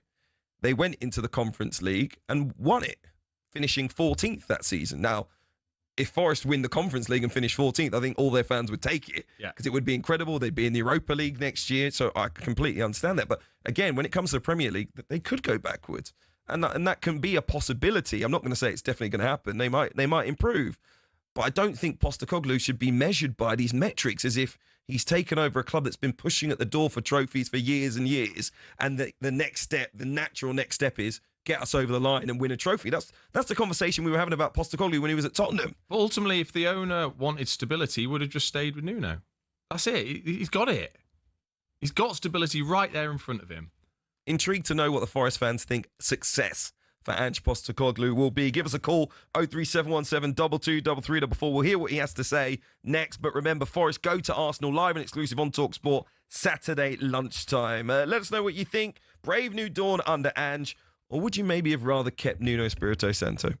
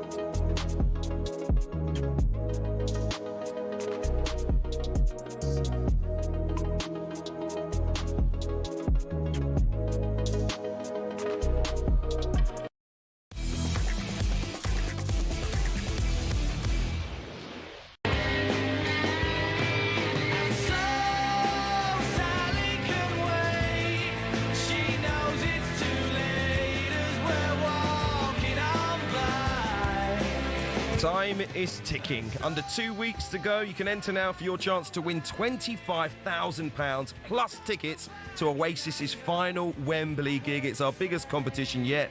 Don't look back in anger. Here's how to enter. 18 plus, UK excluding Northern Ireland. For a chance to win, text the word Oasis to 83338 and you're in the draw. Text costs £2 plus one standard network rate message. You must have the bill payer's permission. Or you can enter for free by calling 0330 880 338. All entries must be received by the 19th of September at 9 a.m. This is a TalkSport limited promotion run on TalkSport, Talk and Virgin Radio UK stations. Full terms and conditions at talksport.com. So, Hugh Woozencroft and Dean Ashton, former West Ham striker, with you here on Kickoff this evening. Forest fans, we're taking your calls. What does success for Ange Postecoglou look like in his new role as your manager? Let's hear from the man himself. The new Nottingham Forest boss has done his first bit of media work speaking to Forest's in-house media team, and the former Tottenham manager explained his desire to jump back into the game so quickly. I love winning. I love winning things. That's what I've done. I want the fans to be excited about watching the team play. I think there's already an existing sort of mentality within the group of working hard for one another, and I want to tap into that. And from my perspective, it's about now implementing my own ideas. It's no secret. I love my teams to attack. I love my teams to score goals. That's sometimes misconstrued as me just playing one way, but the reason I want my teams to play that way is because I love winning things, and that's what I want to do here. He's not going to change. I think we got our answer. He's not going to change, is he? He's got his way, and he's going to stick to it. Why not? But honestly, why not? He's still riding high off the back of sticking his neck on the line early on in the season last season and getting pelters as he went out of one competition, pelters after the second competition, but he backed it up. So if he can't be as confident as he sounds there, then when can he? And I'm kind of glad. I quite like that, because that'll properly rub people up the wrong way already. And listen, it was interesting to hear him say, I don't just play one way as well. He wants to be front foot, wants to be attacking, wants to score goals, but he says that sometimes gets misconstrued as people thinking, I only play one way. I think that does seem a slight change, and ultimately he did change his side and the way they play to get that success in the Europa League. So he's already shown that. I think that's we see now with managers, they have their way of thinking and the way of playing, and they are going to stick to it whether that works or not. And when it's not working, they stick to it so much that they eventually get the sack because of it. And you've got to commend it because they're sticking to what they believe in. But ultimately, I admire managers that go, I can see that that's not right. I might have to change it for a period of time. I want to go back to it. But right now, with this group of players and this run of form, I need to change something to get the best out of them. At least he's shown that. Yes, right at the end, but at least he's shown that. I think that's a quality that needs to be seen at times from managers. I said my view. I don't know if I got your view on what success looks like. Truly, your opinion on what success would be for Ange. I think top half. I think it's top half and a genuine run in cup competitions. Yeah. I think that has to be their target. I think suddenly saying you're going to win things, I think it's a massive ask. It's a massive ask to a squad that's not used to playing, midweeks in European football and the travel. That's not. Yeah, you got players that have done that, of course, in their career, but as a whole squad and as a club, that normally takes some getting used to.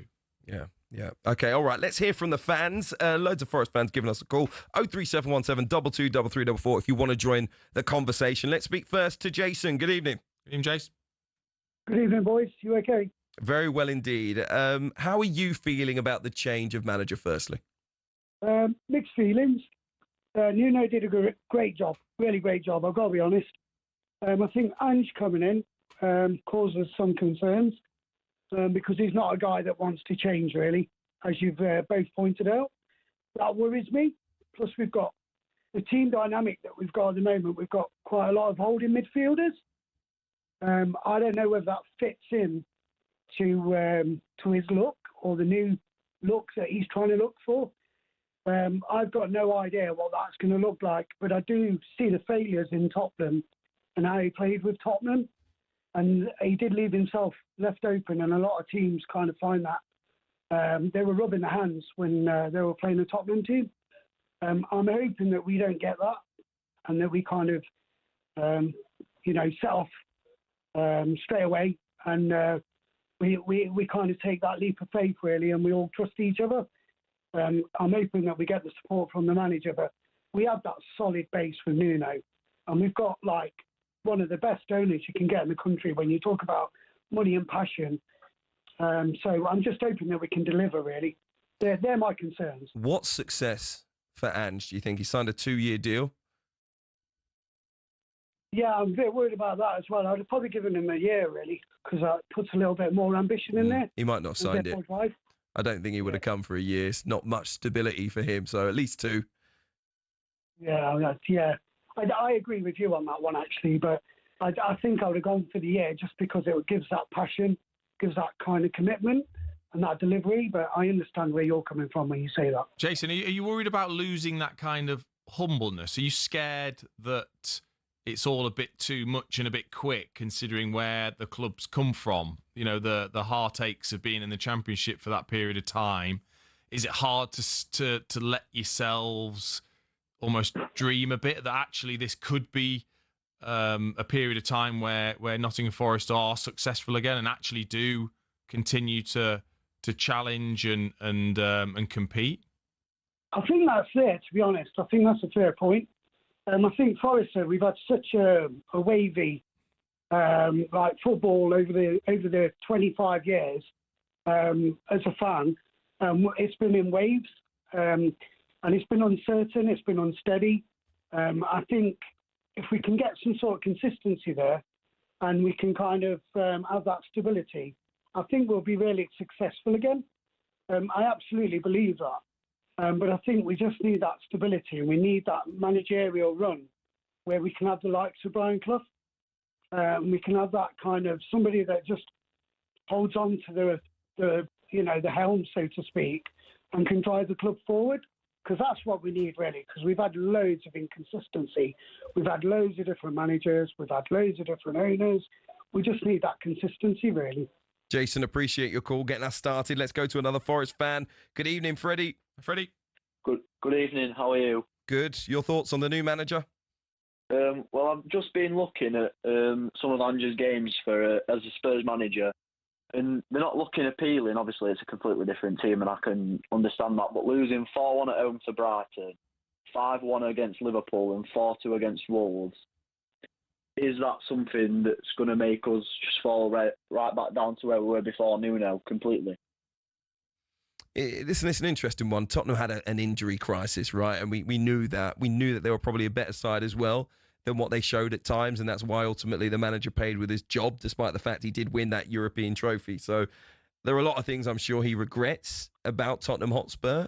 Ultimately, a lot of people are hoping he's learned something from that experience to bring to Forest. So are you really saying that you're worried? You brought in a Europa League winning manager, someone who's had success at all their other clubs, who plays attacking football. Are you really concerned about this appointment?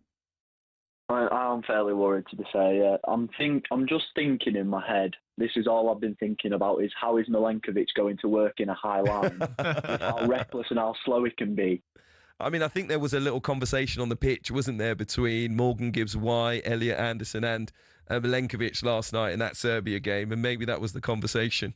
Maybe he's already spoken to his agent. I don't know. Because, listen, we never know. Maybe Ange has a different...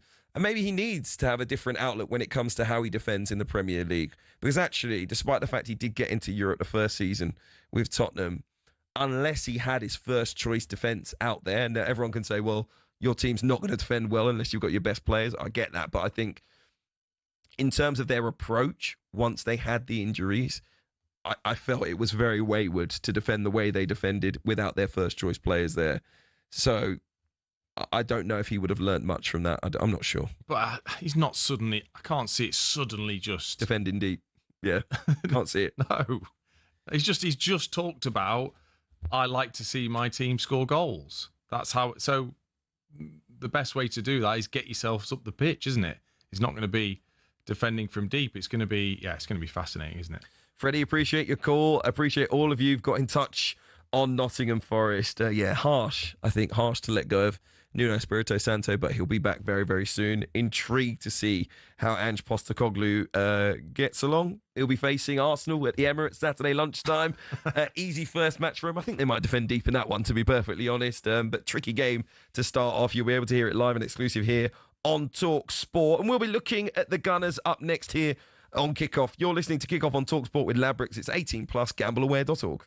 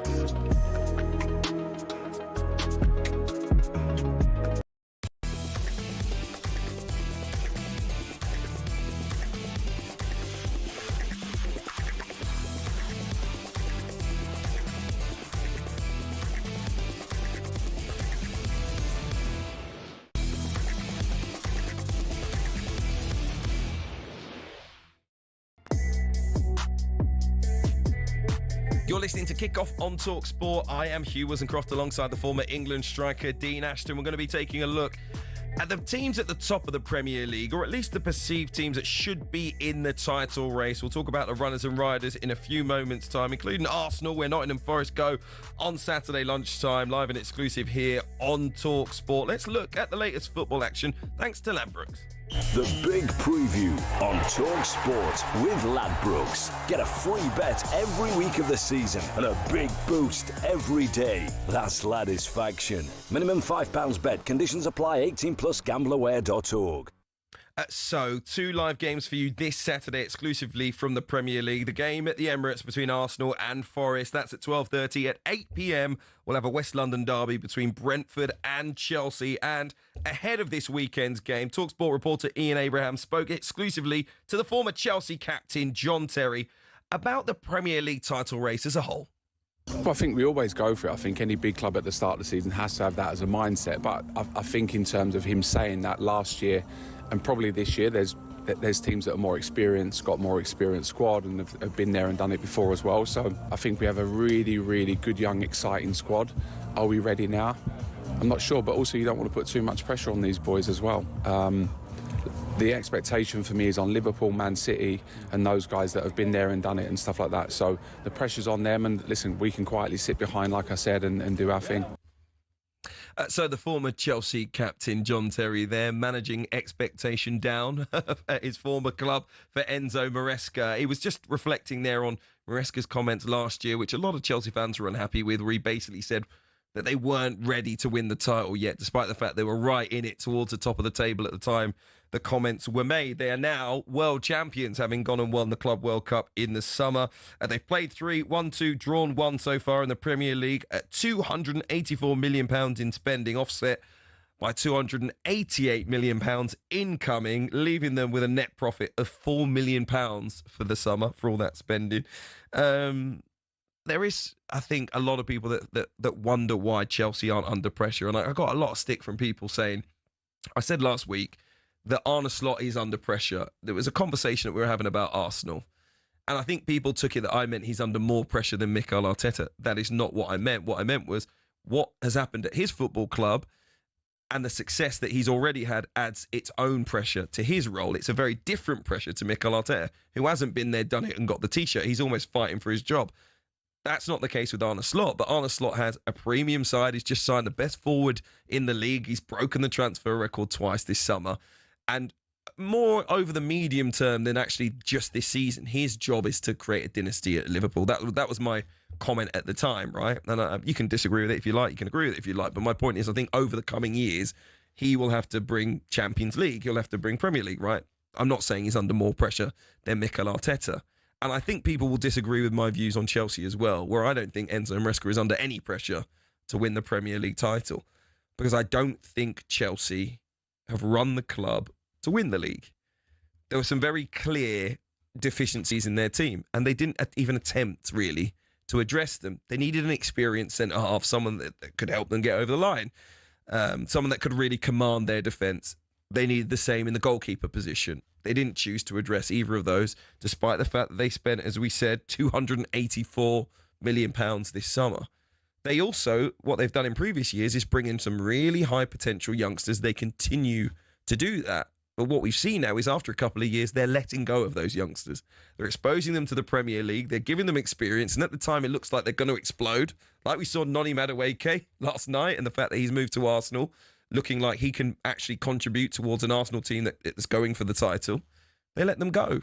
That's not the actions of a team that is truly serious about winning the Premier League title. Now, they'll want to be in the conversation. They'll want to be there or thereabouts.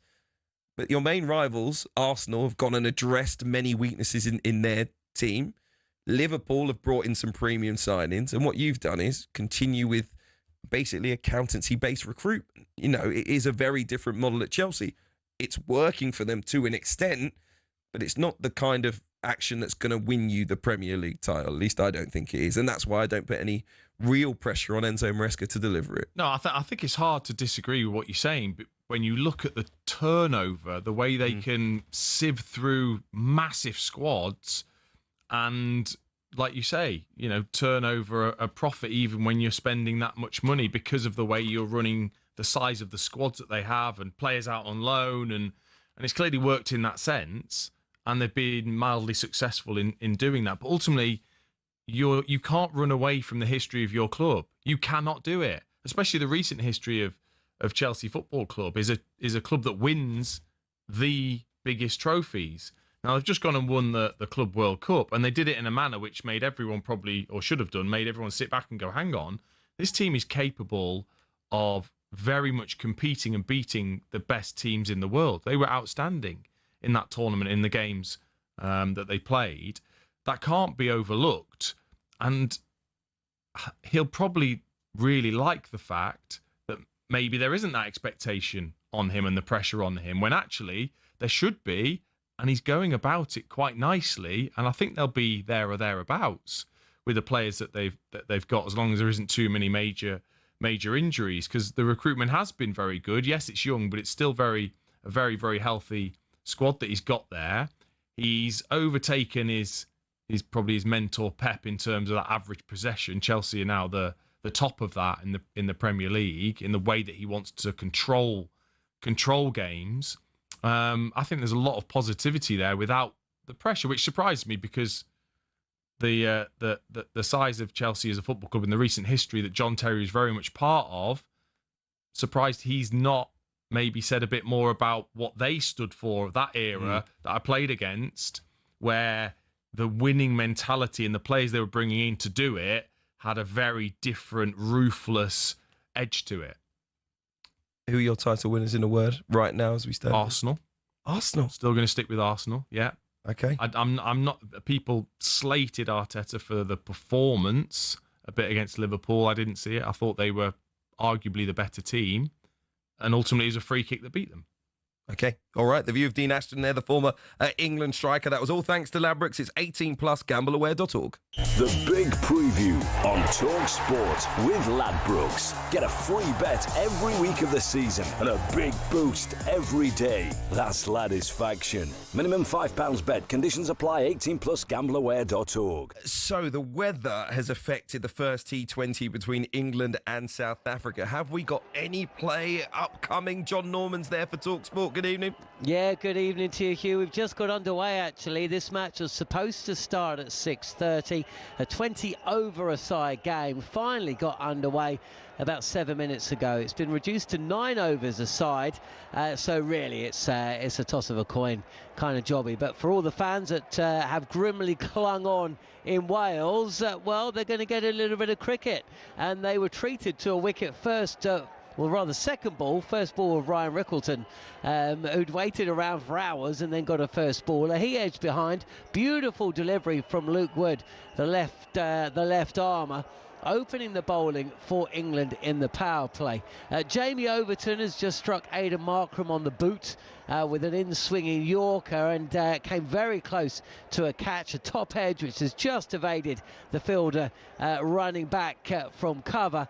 But yeah, it's just a case of throw your bat with wild abandon for 9 overs a game aside, and see who wins, basically. We're in the second over. Markram's just deposited Overton into the crowd at long off, where it's been caught brilliantly by a bloke in a blue hat, and South Africa find themselves 18 for 1 after 11 deliveries. Okay, up next we're going to take a look at Manchester City, also the bottom of the Premier League as well in the early stages of the season. Stay with us.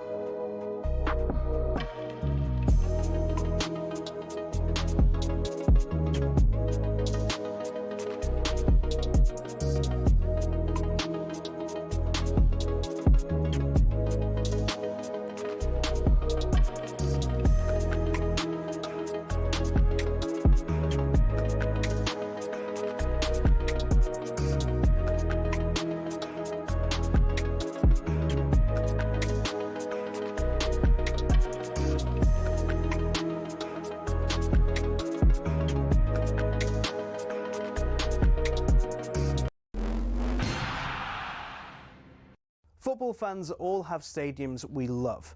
But do any of us have a pitch that we love?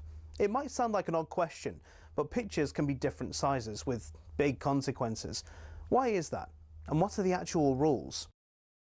Back when association football started, pitches could be up to 100 metres wide and 200 metres long. That's longer than Ellen Road. Not the pitch, the stadium.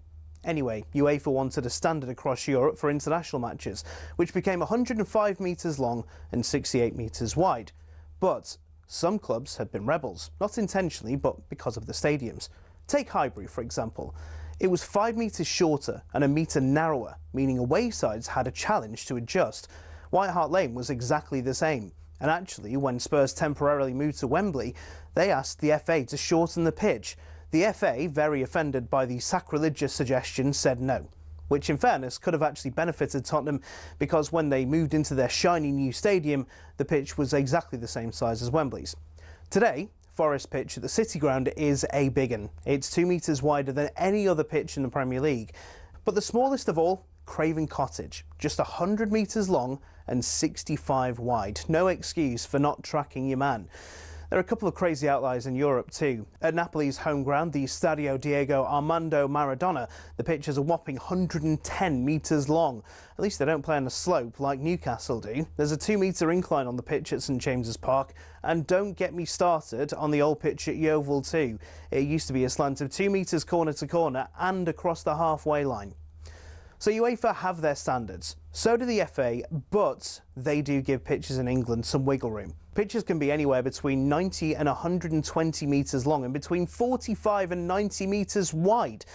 I mean, the rules state you can't have a square pitch, but in theory you could have one that's 91 metres long and 90 wide. Imagine rocking up to play a Sunday League game and the pitch is basically a square. So there are rules and regulations on sizes, with a UEFA standard that roughly everyone follows. But as we all know, size doesn't matter, does it?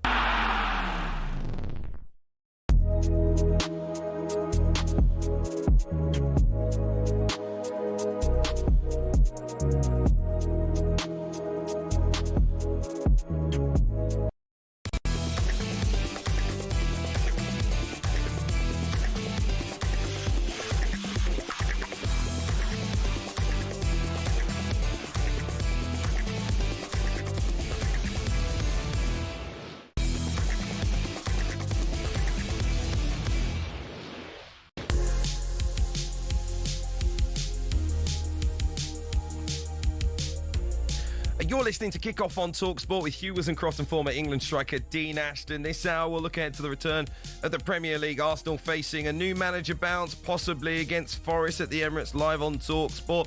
Which clubs are most in danger of going down? Does Pep Guardiola need to take a look into his past to get success at Manchester City? And are Manchester United being treated too leniently? One win over Burnley in the last minute and things seem rosy. Is that a fair reflection on reality? We'll also be asking if European clubs should take league matches abroad. All that to come in our final hour here on Kickoff. And now, however you watch telly, you can now watch TalkSport from Samsung and LG TVs, Fire TV, Chromecast, Apple TV as well. TalkSport is live on your screen as well as your speaker. So hello, if you're watching us, make sure you check it out if you can. We were discussing, Dean and I, the kind of title race in the Premier League. We spoke a little bit about Arsenal, who you said were your favourites, and touched on Liverpool and Chelsea very much so. Didn't talk about Manchester City. Are we right, firstly, to not be talking about them as a potential title winner? Well, I think we all were feeling like we'd maybe, slept a little bit on Manchester City in terms of their competitiveness after last season. And that first game against Wolves, I think we all kind of went, actually, what have we done? Because how could we? And they did do a lot of business in January. Those players have started to show some really good signs at the end of last season, and then they did a bit more business and looked so fresh, didn't they? And sort of aggressive in that first game. But then the next two performances were back to what we saw a little bit last season, and the frailties that teams have really earmarked and are getting so much joy from. They have played 3, lost 2 of their games so far. 180 million pounds of spending, excuse me. That was the 8th most. Their net spend was bettered by Sunderland. So they didn't go out big, but they did spend a lot of money in January, as you mentioned. Had that resounding victory at Wolves on the opening day, losing back-to-back games against Spurs and Brighton. I expected the last 2 years of Pep Guardiola at City to be about preparing the club for his exit. I actually didn't feel like, despite all the success that he has brought in his career and what City have done, it is about leaving the young players in a really good position to go on to be really top pros, and the signings that they've brought in, preparing them to be world-class players, right? To leave City in a position to win the biggest trophies. But that is a transitional phase that I think might last the last 2 years of his contract at Manchester City. And I haven't really been dissuaded by that in terms of what I've seen so far. But I do think there's a chance that it ends quite badly if they aren't producing at a high level, if they're actually fighting to get, a bit like they did last year, fighting just to get into the Champions League, which I don't think most people expected. If they get worse than they were last year, they will miss out on the Champions League. They left it to the final day, of course. For me, I think Pep Guardiola needs to look back to his past. He's trying so much to get more out of this squad. He's changed his first team coaching staff. He said openly he needed new ideas. He needed fresh ideas to kind of push him further as a coach as well. And there's a part of me that thinks if football is changing, we've heard a lot of managers talking about going back to a more direct style.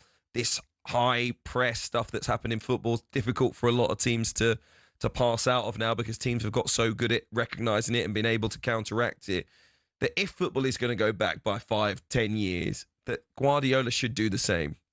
He had incredible sides. I think of the Barcelona side, tiki-taka football. And I wonder why he's not trying to mimic what he did so well with not just that side, but a Manchester City side that got 100 points in the Premier League, that monopolised possession in games, that scored incredible goals. And somehow he's moved away from that. He's gone more defensive. He's taken away attacking fullbacks and brought in, 4 centre-backs. Now he's trying to move back to the fullbacks, but hasn't quite done it. It's very muddled thinking. It's overthinking, I think, from Manchester City at times. And I look back at it and I think we need the return of tiki-taka if we're to see the best of Manchester City and the best of Guardiola in his last couple of years there. Because when you think of David Villa, okay, he hasn't got a Messi, but that forward line, when he had Suarez there, but also when he had Neymar there, come on. Why would you want anything different? I know you haven't got Iniesta and Xavi, but you still have a midfield that's capable of doing that.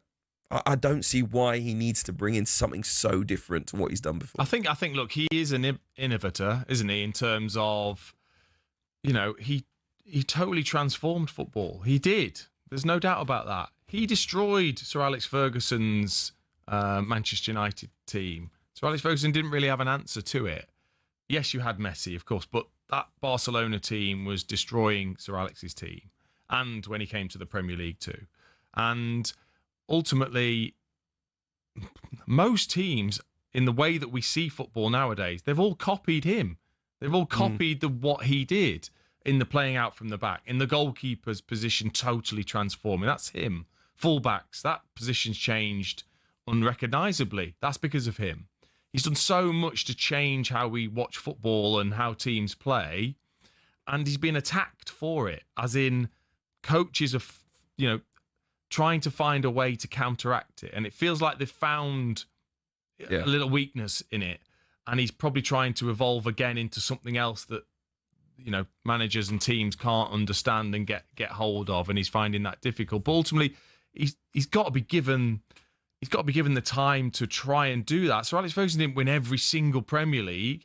He lost quite a few when he was trying to turn around the squad, and when certain players left and you're trying to bring new ones in. He's not going to win the Premier League every single season. Do you know what I mean? And I just think he is trying to find something different. I think going back I don't think it would work, because physically teams have become such ridiculously athletic that even that great Barcelona team might get overpowered and overran now just by the sheer physicality of teams that are pressurizing you.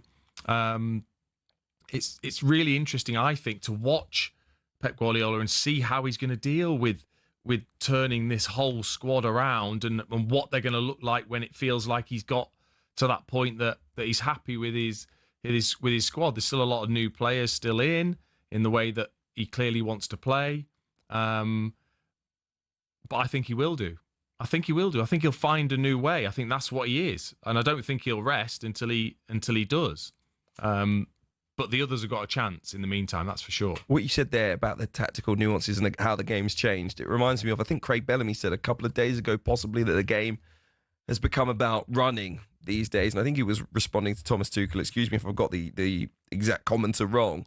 But did you understand what was being said about the game changing to the point that it is more about athleticism? Yes. Yeah, absolutely. Absolutely. You're now looking at certain teams and you look especially in midfield areas, and even before the game, you can sort of go, they're going to struggle.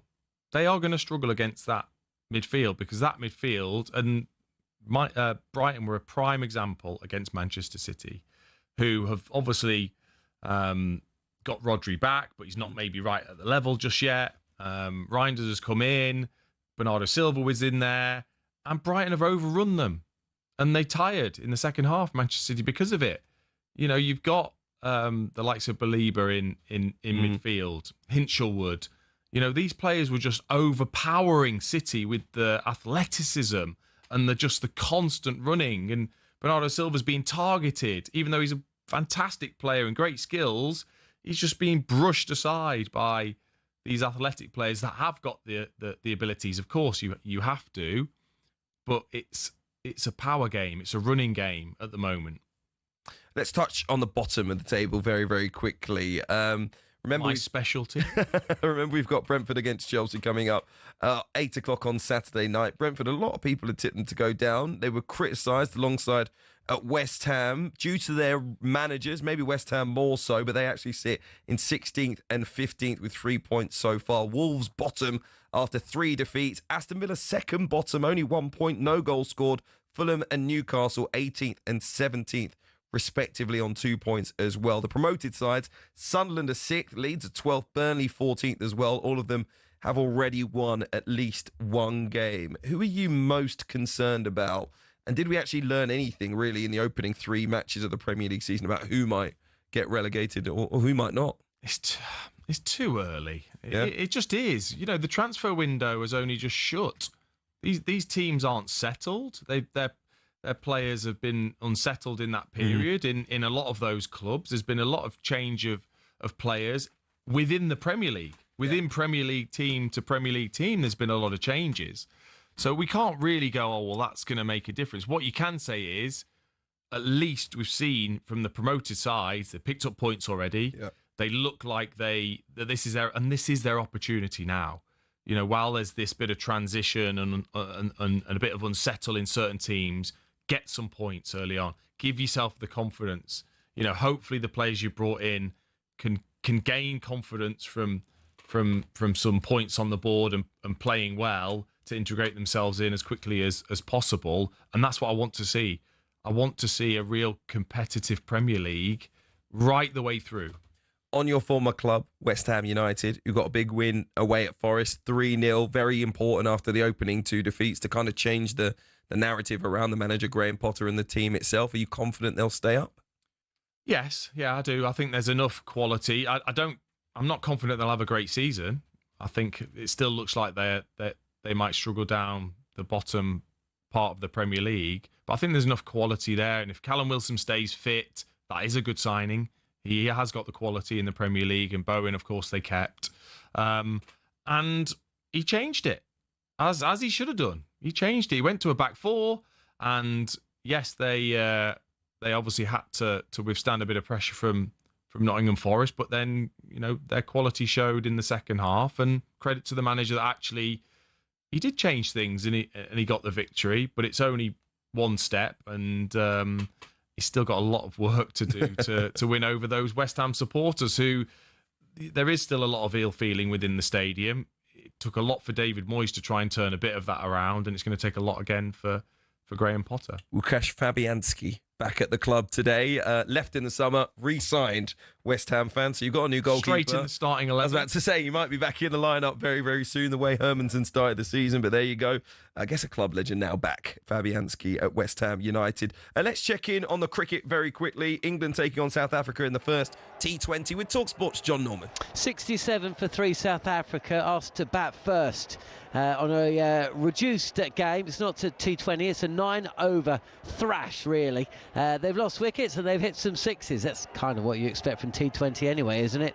But they've certainly escalated things. Dual Brevis, who's seen as one of the most explosive talents in the world game, hitting Liam Dawson for a couple of sixes, and Donovan Ferreira, who has got a pretty big name himself, has just hit a couple as well, this time against Adil Rashid. So South Africa looking good to post what you'd imagine is a good score. They came in with an average score around 90. It's now pushed up to about 110. So the crowd that has stuck around inside the stadium have enjoyed themselves so far. We can expect a little bit more of the same as the game progresses, but Brevis and Ferreira at the crease. 2 wickets going the way of Luke Wood, 1 to Rashid. South Africa, who have batted 6 overs, 73 for 3.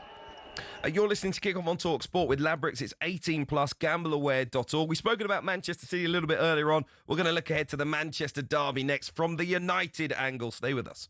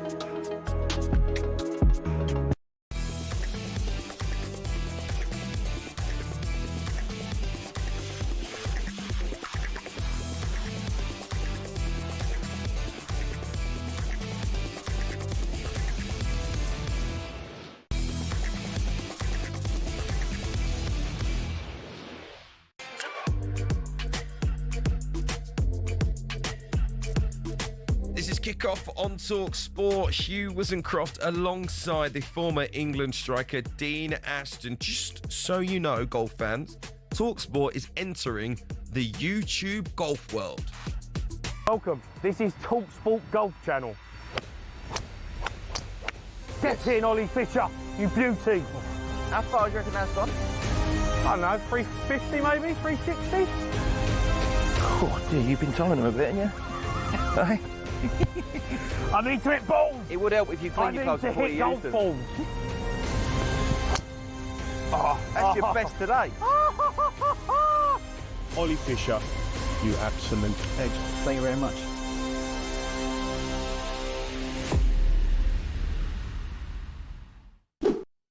And you can head over to the new TalkSport Golf channel on YouTube now to watch the first video of our host Jamie O'Hara playing alongside former European Tour winner Ollie Mr. 59 Fisher as the boys attempt to break the course record at the famous Centurion Club. That's TalkSport Golf on YouTube. Make sure you like and subscribe as well. You're a big golfer.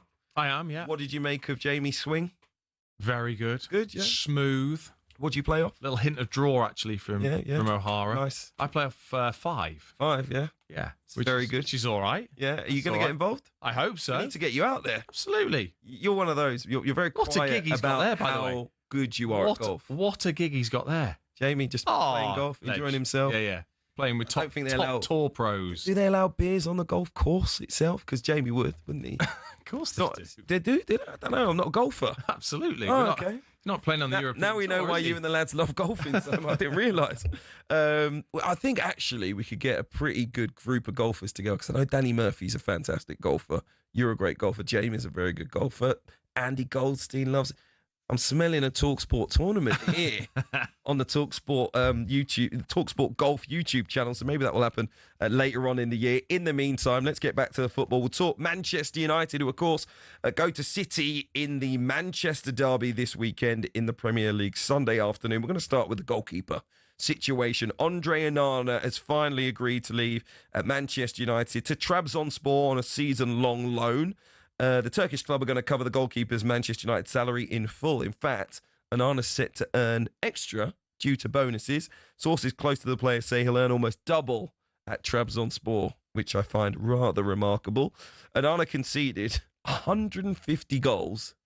This can't be right. In 102 games for United. Oh, my word. I've just been told that is absolutely right. 150 goals conceded in 102 games. Firstly, how does a player leave on loan and end up earning almost twice their salary? Does that make sense to you? No. He's got a good agent. Well done. Secondly, what went so wrong for Onana at United? He didn't have a defence in front of him. You cannot just blame. This whole thing about no. I'm not saying he's done well. Oh, obviously, his save percentage is poor. Yeah, and some decision makings have been extremely poor. But come on, this is a team in Manchester United that never before have let the opposition pepper their goal the way they have done in the last 2 seasons. Yes, that's true. So of course any goalkeeper that's coming into Manchester United is going to have to work incredibly hard because the defence in front of them hasn't been very good and ultimately hasn't stood up to the test. He was at Inter Milan and was brilliant. He was at Ajax and was successful. So if he was awful at Manchester. He's clearly a goalkeeper that has got the talent when you put a better defence in front of him, and ultimately he's crumbled under the pressure at Manchester United with a defence that hasn't been very good in front of him, and he hasn't handled that pressure at all. I don't think he was a very serious goalkeeper. I don't think his attitude in terms of desire to keep the ball out the back of the net was where it needed to be. So many terrible bits of goalkeeping where he just let shots in so easily. You're meant to be the last line of defence. You're meant to do absolutely everything you can to keep the ball out the back of the net. He just wasn't that guy. I don't think he cared that much, to be perfectly honest. I think he was one of those that kind of typified a culture at Manchester United that's been over the last few years where things are going wrong and you kind of just cede responsibility for what's happening. And you go, well, it's not my problem. I'm okay. It's obviously everyone else's fault that we're playing badly or losing games. And I think that actually showed in his game during his time at Manchester United. Probably the worst goalkeeper I've ever seen at Manchester United. The only disappointment is it's only a loan. He'll be back next summer. So see you soon, Andre. But there is a new goalkeeper to be excited about. Senne Lomans will he come straight into the side on Sunday? He's a youngster. He's coming in from the Belgian League, Royal Antwerp. He's going away to Manchester City. Would you put him into that pressure cooker? Well, you've brought him in ultimately, and you're getting rid of an Arna. So unless you think Bayindir is your number one, and this young goalkeeper's come in to learn and to be ready maybe for next season, then you're putting him in, aren't you? But what an ask! Yeah, what an unbelievable ask for a 23-year-old that hasn't got that much first team experience to come into a club like Manchester United, where the microscope is right on that 6-yard box. And whoever's going to be in it, he's got to be one hell of a character to deal with it. He has, and one hell of a goalkeeper, because, like I said, they let the opposition pepper their goal. So if he can come in and start very well, he's an impressive young man if he does. I feel for him. I do feel for him. Because every young keeper that comes into the Premier League from another league, or ones that make their debut, makes mistakes and struggles. It is a unique league in the goalkeeping position. James Trafford, the number of games he's got underneath his belt already, but at Manchester City is different. There's the expectation every single game, the pressure every single game to not make a mistake is so big. You've got to be just a monster of a character to be able to handle that. You have to be a Peter Schmeichel type character to handle that, and there just aren't many.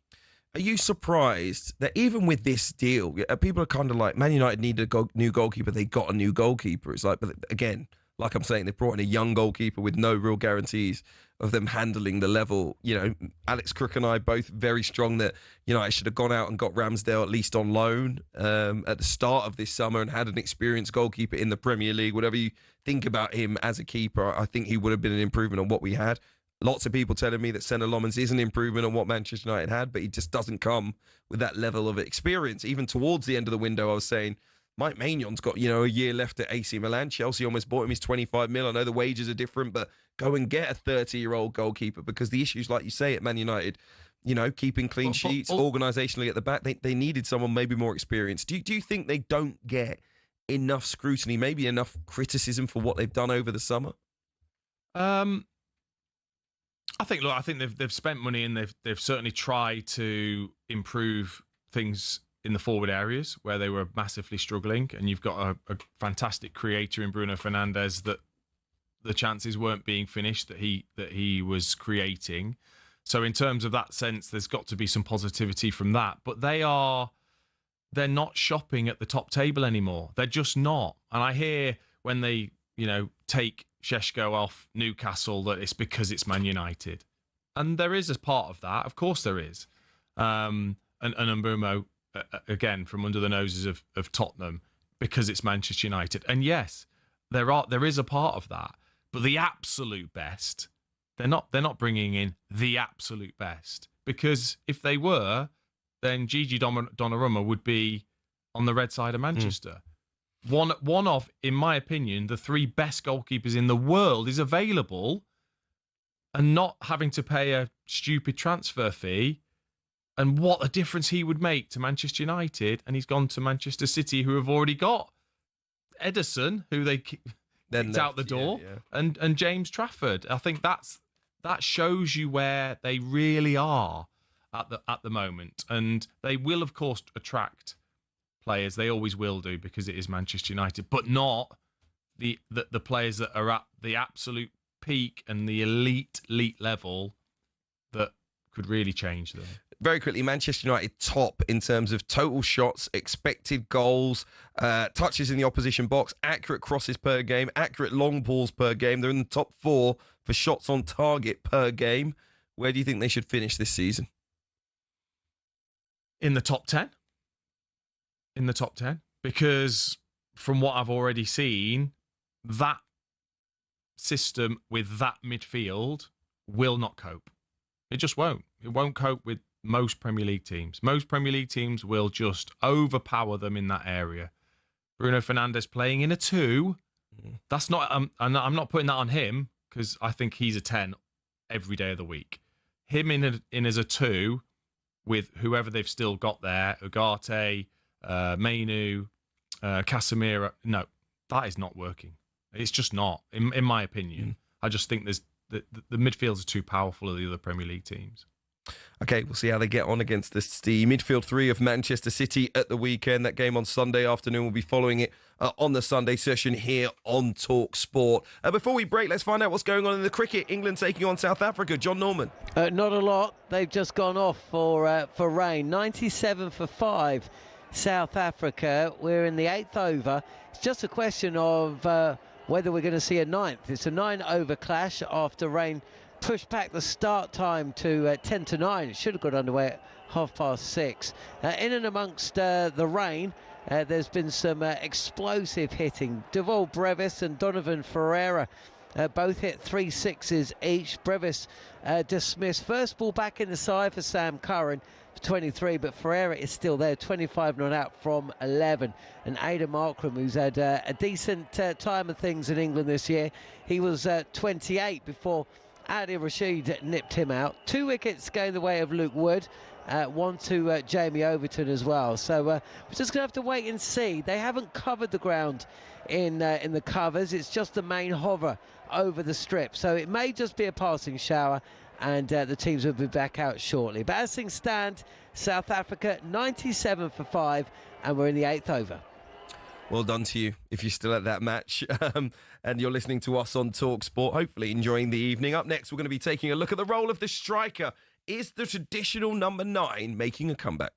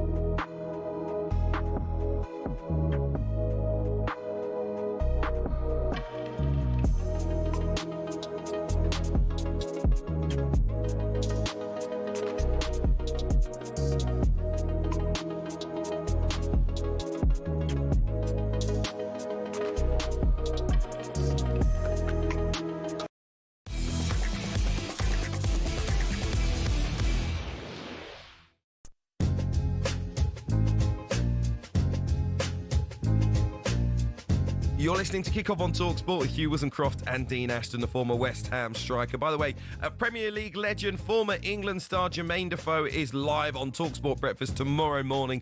Don't miss his take on England under Thomas Tuchel so far, the departure of Spurs chairman Daniel Levy, and the clash of his two former clubs as Spurs visit West Ham on Saturday. That's Jermaine Defoe, TalkSport Breakfast tomorrow morning from 6 a.m. Alongside me, Dean Ashton, as I mentioned, we're going to talk about the return of the number 9 next. Jermaine Defoe wasn't a traditional number 9, but he's one of the best we've seen in the Premier League. And over the past few seasons, the role of the number 9, it seemed like it was becoming more redundant across football, in particular the Premier League. However, this season, it seems as though many sides use the transfer window to sign traditional strikers, especially those that are big in stature, right?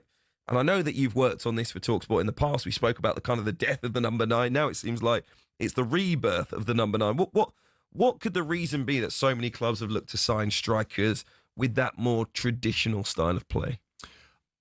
I think to occupy centre-backs, I think is important now. And I say that in a way that obviously as a lone striker, you have to occupy 2 centre-backs.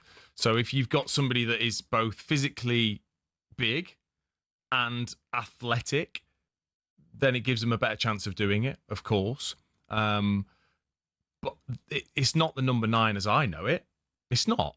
I mean, you talked about Jermaine Defoe. Jermaine Defoe was a striker that played predominantly with another big striker, Peter Crouch, for example. And that we played as a pair, generally. And whereas now, when you're playing that role that striker on your own, and we used to have to play where you're having to physically go for headers all the time. From goal kicks, you were going for a header. From your fullbacks, clipping it, you're going for a header. But you used to flick it onto your striker. Yeah. Now, no one's expected to flick it on. There's no one there.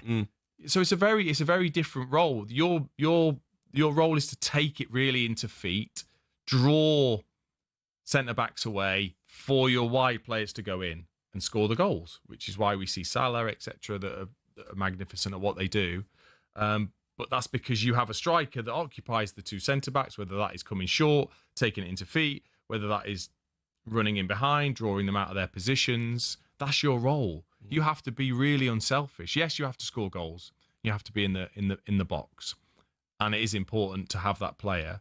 But your role has changed significantly, almost unrecognisably from the one that I played. And there's a lot of pressure on you now to do everything, to be the Didier Drogba, who changed it for everyone. He just did, because he could do it all on his own without a mate with him. And now we're almost asking these players once again, because it's sort of coming back into fashion, we are asking them to do everything. At Gyökeres, we're asking you to lead the line on your own, occupy defenders, take the ball into feet, and score goals. You're asking him to do everything. You're asking him to be Didier Drogba, and he might not be, and there's not many that can be. No. But when I look at these big physical stature of players, then they're not headers of the ball, really. No. They're ball playing forwards. Listen, I would prefer a number 9 to almost be like a penalty box player, to be perfectly honest. That's what I grew up on. People who finish chances, the team made them, you get them in the penalty box, it might be a whipped in cross, might be a ball played through, but essentially you were bearing... That is what Chris Wood has become. Yeah. That is what he's become, and fair play to him. He keeps it really simple outside the box, and he gets in the box, and he doesn't shoot from a position where he probably doesn't feel like he's going to score from. He gets in the box and takes his chances from in the box. And actually, he's more physical than a lot of the strikers that are coming into the Premier League, but he's learned that is his way of maximising his role as that number 9. Is that what you want to see from that Chris Wood kind of approach to the game from some of the strikers that are coming in? If they're going to be big successes, you think about Benjamin Sesko, Nick Voltemade, who's gone to Newcastle United, big in size, Hugo Ekitike, who's gone to Liverpool as well, although maybe he's got a little bit more experience and a little bit more to his game. But these players using their stature where it really matters, which is in front of goal? Or do you think that they will still be used as players who need to link the play? We often heard this criticism, towards Erling Haaland at Manchester City. It doesn't matter how many he scores, but he's not really involved in the build-up, doesn't really link play. How do you think these new strikers coming in will be used? I think they are being more used to do everything, to not just be a Haaland, but also not just be a poacher. They're being asked to do a lot. They are. Is that good for them as individual players in terms of their improvement? I know the position almost, the request from coaches is we need you to do everything, but we see more impactful, more effective strikers maybe not being asked to do that at other clubs. So do you think the players will sit there and say, not that it's not their job, but can't someone else do that? I need to be the one? I think the mentality's changed. I think it's they want to do it. I don't watch games now and see a centre forward absolutely giving a mouthful out to their teammates, whereas we would have done, because it was about getting the ball to us to score the goals. And if you didn't deliver, I had a go at you, and then the manager had a go at you, because that's your job. It's not now. Their job isn't necessarily to give it to me. It's their job's probably to score. My job might be to assist. That was never the case for us. That we were just the stars. Yeah. Everything came to us, and if not, then we would have a go at the person that wasn't delivering what you wanted. Yeah, I look at a player like Victor Gyökeres and I think, does he truly want to be involved in all the build-up play? I know he got criticism for not linking play that great, and I'm thinking, is that his game? No, I know it's not. So why not just play to his strengths if he's your main goal scorer? That's what I mean, where I'm like, why would the coach even ask you to be that all-around number 9? Because you have to be part of a structure and patterns of play. You have to be a part of that. You have to be a cog in that. Whereas you didn't have to necessarily be that. You could drift through games, not being really involved, not working that hard off the ball. What they're asked to do now defensively, strikers, is a world away from what we had to do. Their job out of possession is just as important as it is when they're in possession. And these players aren't going into the penalty area looking to get above centre backs and maybe smash their teeth in and their nose, trying to win something at the back post. That's not what they are anymore. Just want to play you a quick clip. On the Sports Bar this week, Jason Cundy and Jermaine Pennant disagreeing over whether Harry Kane would be the best striker in the Premier League if he was to return from Bayern Munich. Harry Kane has been, over the years in the Premier League, numbers have been fantastic, golden boots galore. But Harry Kane now, right at this minute, not his history, right at this minute, is not a better player than Alexander Isak. Haaland? He's not better than Haaland either. Harry Kane now. I'm talking Isak now. Isak? No, he's the best striker. He's the best number 9 at the moment in the world. Interesting view from Jermaine Pennant. I almost exploded in disagreement, but what do you think? I think he's got a point, but if you can't, it's almost like you can't compare. You can't compare that. I can't compare myself to a striker now because there's no way I could do what they're doing. I just would. I don't see it. Would Kane be the best striker in the Premier League if he was to return? It depends what you define as the best. What the best goal scorer? Yes. The best player overall? Probably not. But what Harry Kane has got is he knows exactly how to get the best out of himself. That's why Chris Wood is successful right now, because he's way ahead of a lot of the other strikers. Sheshko's come in. What is he? Does he know what he is? Does he know what makes him great? Does he yet? Does Gyökeres yet? The manager doesn't even know the tactics at Man United. Even Isak probably still going to learn what he is really going to be. A lot of these strikers. Højlund didn't have a clue what he was, did he? Not a clue what he was. Harry Kane knows, and he knows how to get the exactly. Did you have to do that during your career? Do what? Sorry. Just figure out who you were as a number 9. Oh, of course you did. When did that happen for you? Probably. I mean, obviously, I didn't get the chance to get to an older stage where I maybe really understood it, but probably 2 years into being in the Premier League, you start to learn what not to do. I think is probably the best way. What not to do, what not to waste your time doing, I think is quite important. And I do see Solanke for me is a prime example of somebody that I think does so much but that actually ends up hindering him and his goal scoring opportunities, his stats, because the amount he does for the team is staggering to me. He hasn't got a selfish bone in his body, and I don't understand that, because I was as selfish as it gets in terms of it's about me, and I want to be the one scoring the goals. We could talk about it for hours. We're going to have to break, because up next we're going to look ahead to what could be a seismic day in the future of games being played abroad with European football correspondent Andy Bratsell. You're listening to Kickoff on TalkSport with Ladbrokes. It's 18+, gambleaware.org.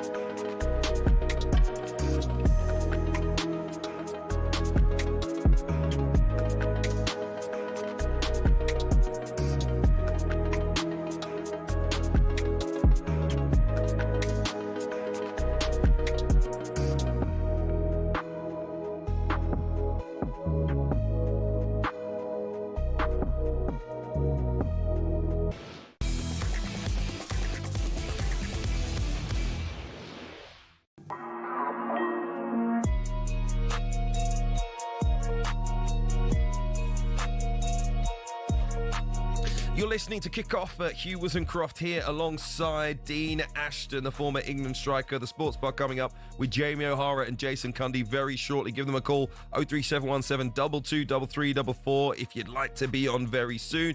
In the meantime, the cricket back underway. There's already been a loss of a wicket. John Norman. There has indeed. England's target is 69. Don't ask me how they worked this out, by the way. It was a 20-over game, then it became a 9-over game, and then the rain came after 7.5 overs of South Africa's innings. They called it there, and now England have got 5 overs to bat out. and the target 69. I don't really get it, but let's just trust the system. Phil Salt, first ball, has picked out the fielder just inside the boundary. Rabada with a wicket first ball, so that means Jacob Bethel, who scored a century against South Africa in the last of the 3 ODIs, is in at the crease. He's just picked up 4. Butler's there as well. England 69 needed to win the game, 5 for 1. John, thank you very much indeed. Now, up next, we're going to talk about a big vote coming up tomorrow on European clubs playing their league games abroad. UEFA's Executive Committee meeting in Tirana tomorrow. On the agenda, request for La Liga to stage a fixture between Villarreal and Barcelona in Miami as soon as December, and a Serie A game between Milan and Como in Perth next February. Let's speak to Andy Brassel, our European football correspondent, who joins us on TalkSport. Good evening, Andy. Hello, guys. How are you? Very well indeed, and concerned by this. Tell us about the vote that's taking place tomorrow, and how likely you think it is for this to pass. Well, I have to be honest and say that I think it's most likely that it will be allowed to go through. It seems the Spanish FA are very confident. Barcelona and Villarreal, the 2 teams who will be playing in December in Miami, they're pretty confident as well. They felt it getting through. They thought it getting through the Spanish FA was like and the league was the biggest barrier, and then from there we'll have to wait and see. But look, I think the thing to bear in mind is that even UEFA are in a difficult position because, as they always are as an organiser of European competitions, they want to satisfy the biggest clubs and maintain the sporting value of competitions, but without putting themselves in a position where the clubs want to get up and do it all themselves. So they have to throw them several bones. And we've seen this with the reformatting of the Champions League, for example. Now, I guess the thing is, if UEFA say yes to this, there is no way, as Nick Ames put it in his Guardian piece, of putting the genie back in the bottle. It's described with this. It's not only Barcelona, it's AC Milan and Como. They want to play in Perth in Australia in February as well. That is also up for discussion. You know, the principle is up for discussion. And it will just be the thin end of the wedge, despite how it's being framed. So that is the issue, really. And really what UEFA are doing is they're putting themselves in a position where they are compromising themselves if they let this go through as organisers and chief jurisdiction over a competition, which I think is not just worrying for football, it's worrying for them as an organiser of games. Dean, what's your view on it? What do you think should happen? I think it's worrying domestically. Obviously, maybe it's just me, but the idea is that people come to this country and come to Spain, and you experience what it's like in that stadium of that team. Surely that for me is what that's about. But ultimately, once again, it's about finances, and I'm sure some of the teams around Europe will look at the Premier League and think we need to find a way to, bring in more revenue to compete with the Premier League and the money that's in the Premier League. So blame us, Andy. That's just how it's being sold, though. And this goes back to the Super League as well. Dean's hit the nail on the head. The fact that the Super League was always sold by Barcelona and Real Madrid and Juventus as the Premier League makes too much money. We can't catch them up. We need the money. And that's always been the excuse.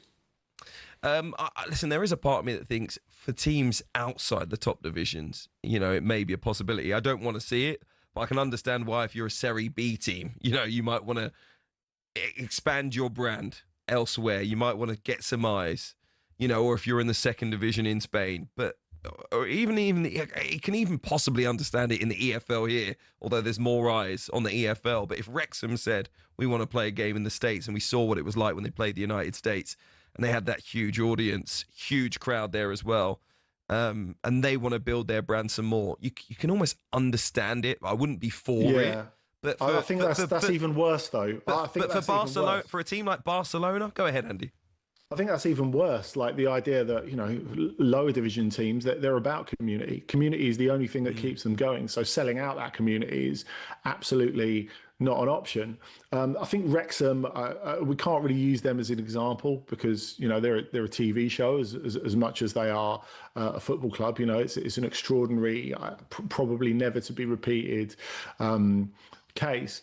But I think this is the thing. There's no sense of the long-term effects on football, certainly from the way that Barcelona and Villarreal are looking at it. You look at Barcelona, and the fact is, they're going to get 5-6 million in the hands straight away for this, and that for them is a big deal because they're leaking money left and right, as we know. Villarreal get even more because they're giving up their home game. And Fernando Roig, their president, said, "Well, you know what? Any season ticket holders who want to come, we'll pay for your flights and your tickets, or if you don't want to come, we'll give you a 20% rebate on your season ticket." That I can tell you, as someone who has owned the season ticket to a club for several years, will make no difference to those people. In fact, it's exactly the same wording that the letter describing that Wimbledon were going to Milton Keynes dropped onto my doormat and said, "That's all right, we'll pay for everything." It's very much about, the price of everything and the value of nothing. Andy Brassel, pleasure to talk to you as always. Big vote coming up tomorrow, whether teams in UEFA competitions like the Premier League, La Liga, Serie A can take their league games abroad. There'll be more on that on TalkSport tomorrow. Dean Ashton, been a pleasure to be with you for the last few hours. Sports Bar coming up. It's going to be a good one. As always, they'll review England's performance last night. Give them a call, 03717 223344. Jamie O'Hara and Jason Cundy are next.